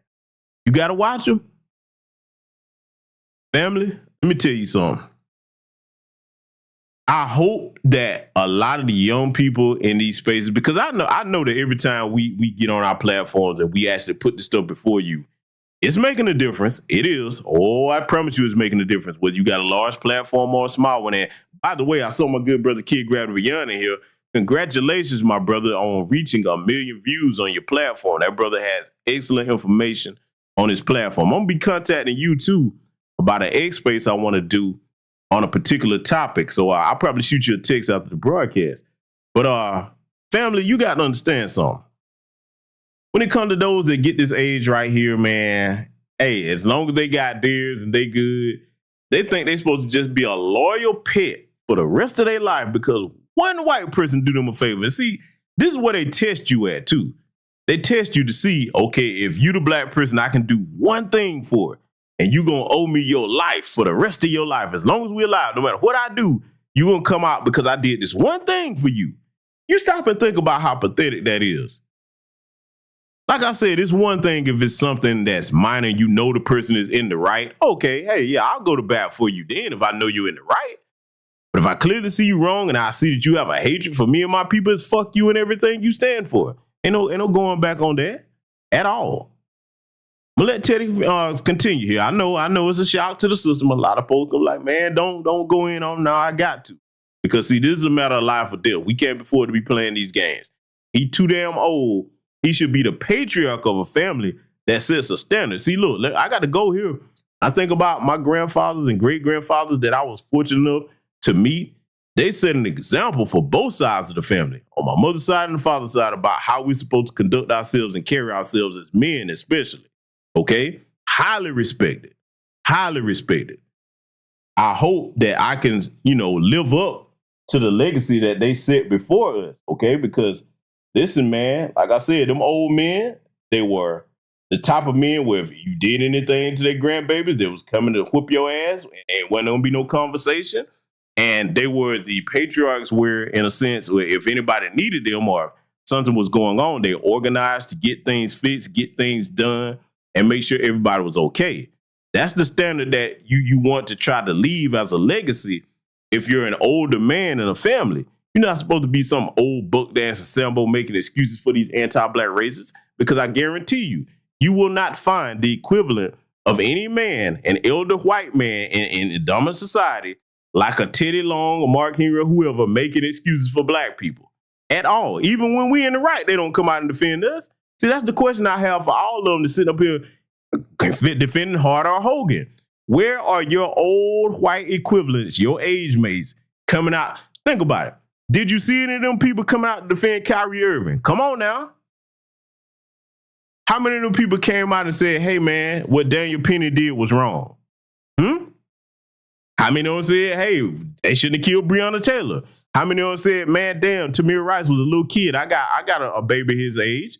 That was wrong. Where these people at?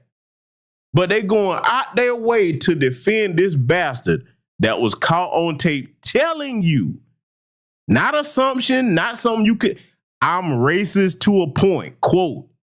That's what he said. But they windmilling for him.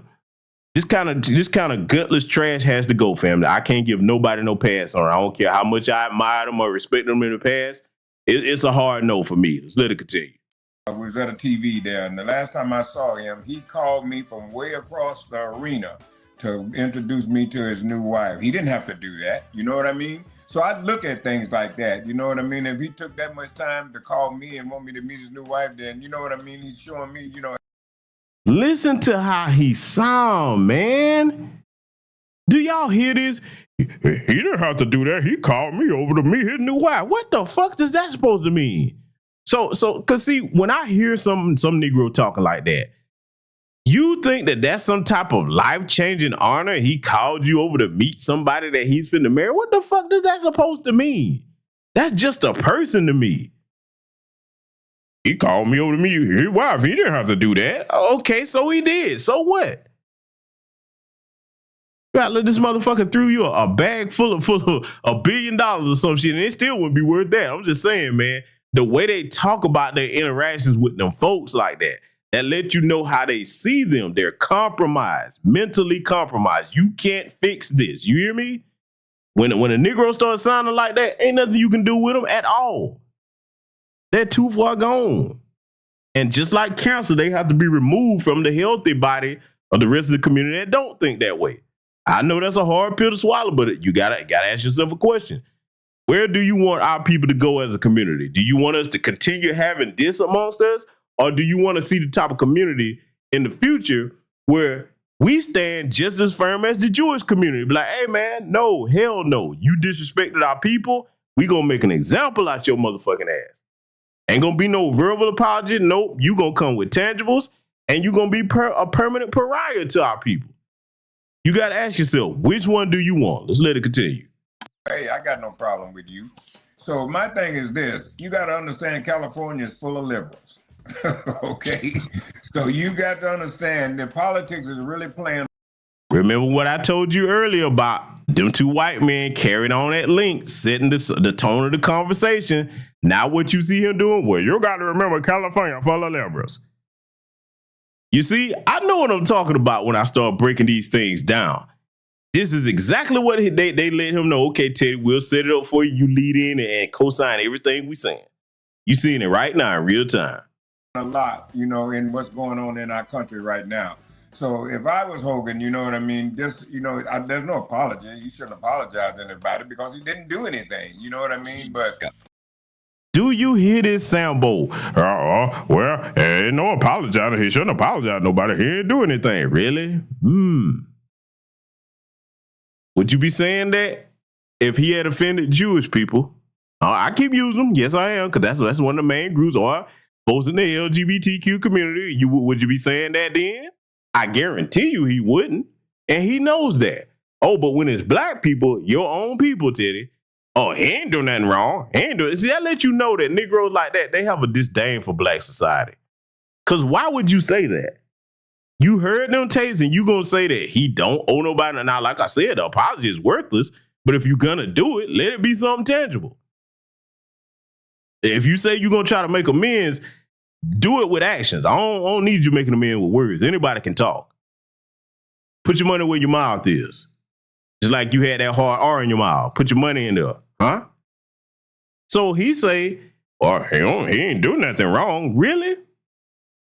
See, you need to understand that, like I've been saying, and I know I ain't the only one that has alluded to this, everybody shouldn't have lived with us out on plantations, and you need to understand the people that were the Sambos, the Coons, the Sellout, Tilling, Master, when our ancestors tried to get off the plantation, that was passed down through bloodlines as well as courage. You better understand that. This is it right here. You looking at it. Oh, I know Master had beat you in front of your wife, but he ain't do nothing wrong. We supposed to get beat. Almost said some people what I'm about to say because I got to take it on back. Remember John Lewis when he was alive telling folks, and he tweeted this, you can look this up, telling folks that he thanked the officers for beating him upside his head with a fucking billy club and told them he thanked them for his service. Do you know how damn insane you have to be a Negro talking like that? And you think I'm supposed to get these bastards a pass? Hell no. We cannot let this cancerous mindset infect the youth of our people. We can't do it, family. There's just no way. So I'm letting you hear him in his own words here. He say Hogan didn't do nothing wrong. You chose your side, Teddy. Let's let it continue.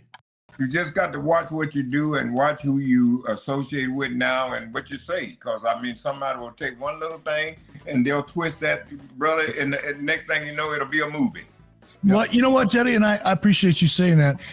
And I know Hulk would as well. By the way, I appreciate you saying that. It's a little pat on the head that he was looking for, the little sonic pat on the head, verbal pat on the head. But see, there was nothing twisted. There's nothing taken out of context on that audio that we heard of Hulk Hogan. There was nothing taken out of context or twisted. So don't try to do any type of false equivalency. Let's deal with the fact at hand, Teddy Long, okay? Don't go the long way around it. Deal with what's in front of it, okay? Or in front of the conversation. We talking about Hulk Hogan. Again, this is that compromised mindset, family. You got to recognize it when you see it. But what's really interesting is, you know, this is me. I'm going to do exactly what I shred other people for doing, which is making a statement with perfect 20/20 hindsight. Like, you can solve any problem in the world after it's over, right? But I thought it was a little weird that they did it in Los Angeles. I'm surprised somebody didn't say, because it's so obvious. Politics are so obvious in California.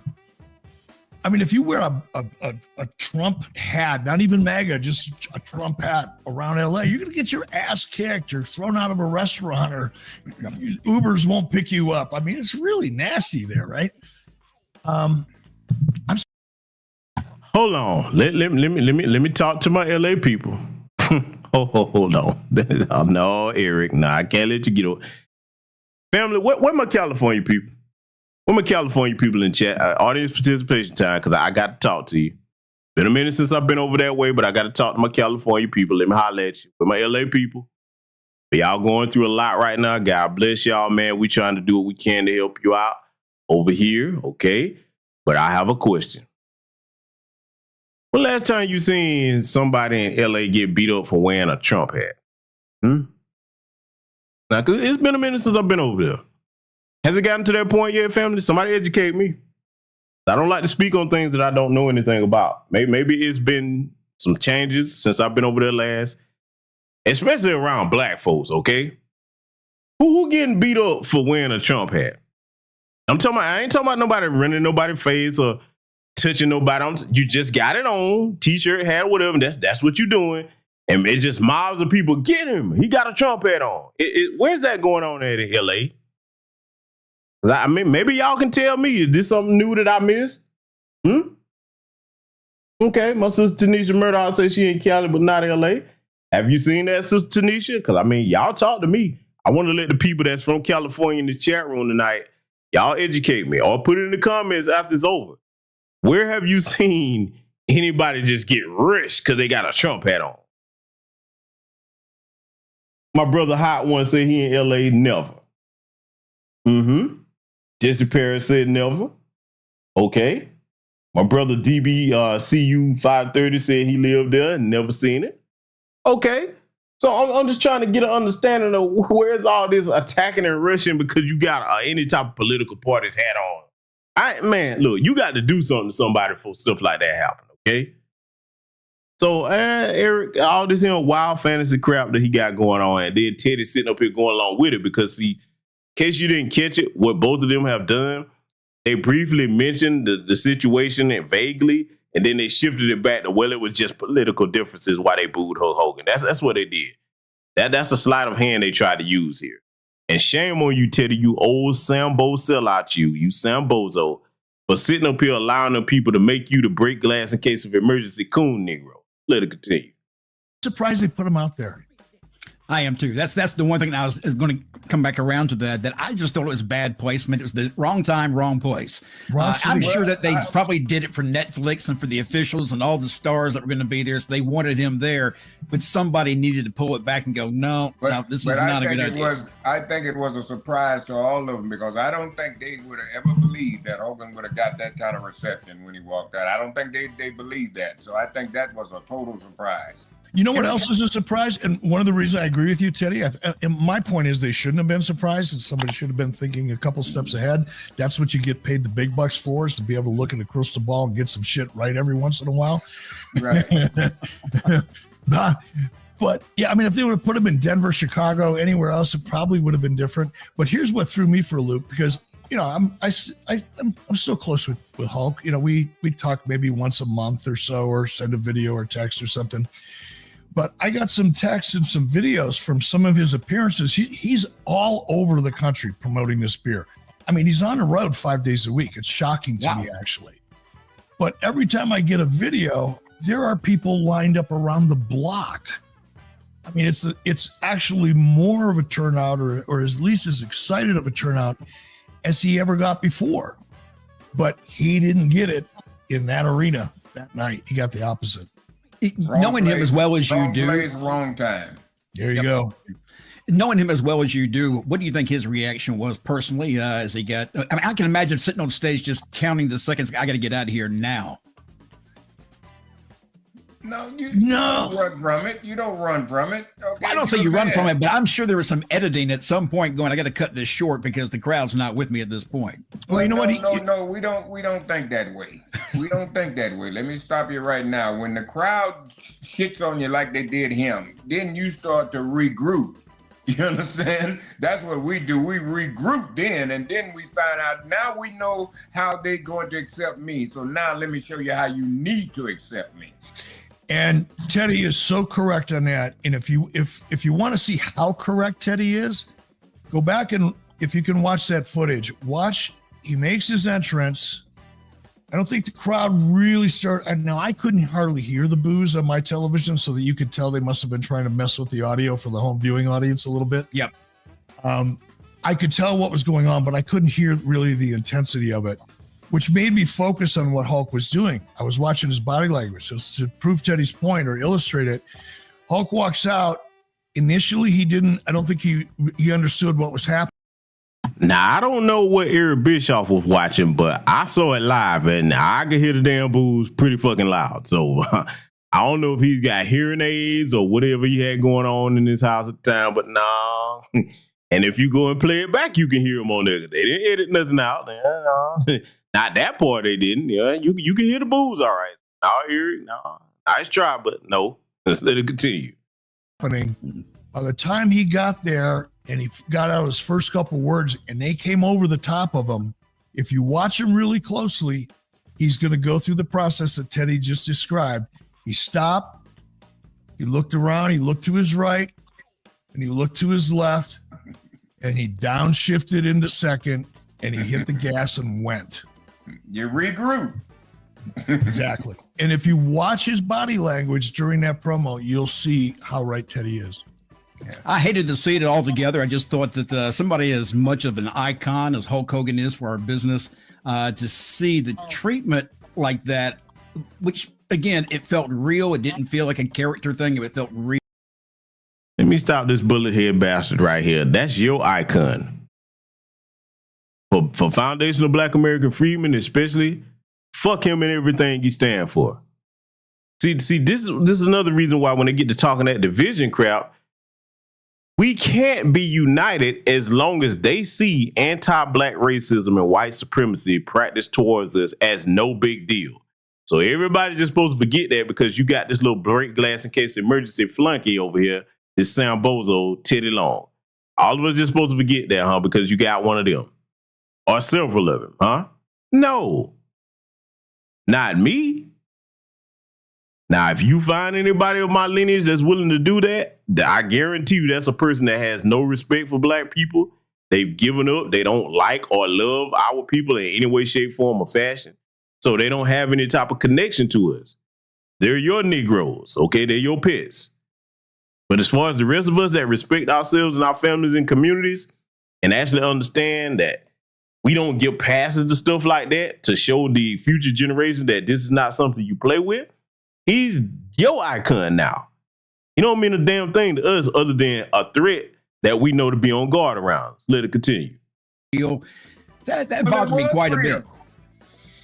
No, yeah, but you know what? Here, part of your question, Mac, was how do I think Terry's taking it? Hulk is taking it.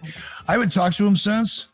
I'll probably give him a shout this weekend. We may or may not connect, but I'm pretty sure I know. You know, Hulk is really, he's found his faith in a real and honest way, number one. And that has affected just about everything for him, including how he reacts or really how he doesn't overreact. Yep.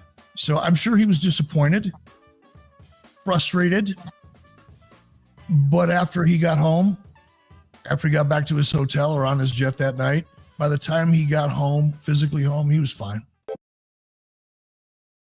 Yeah, I bet he was fine because that's a way of life for anti-black racists and white supremacists that were raised like that in their families.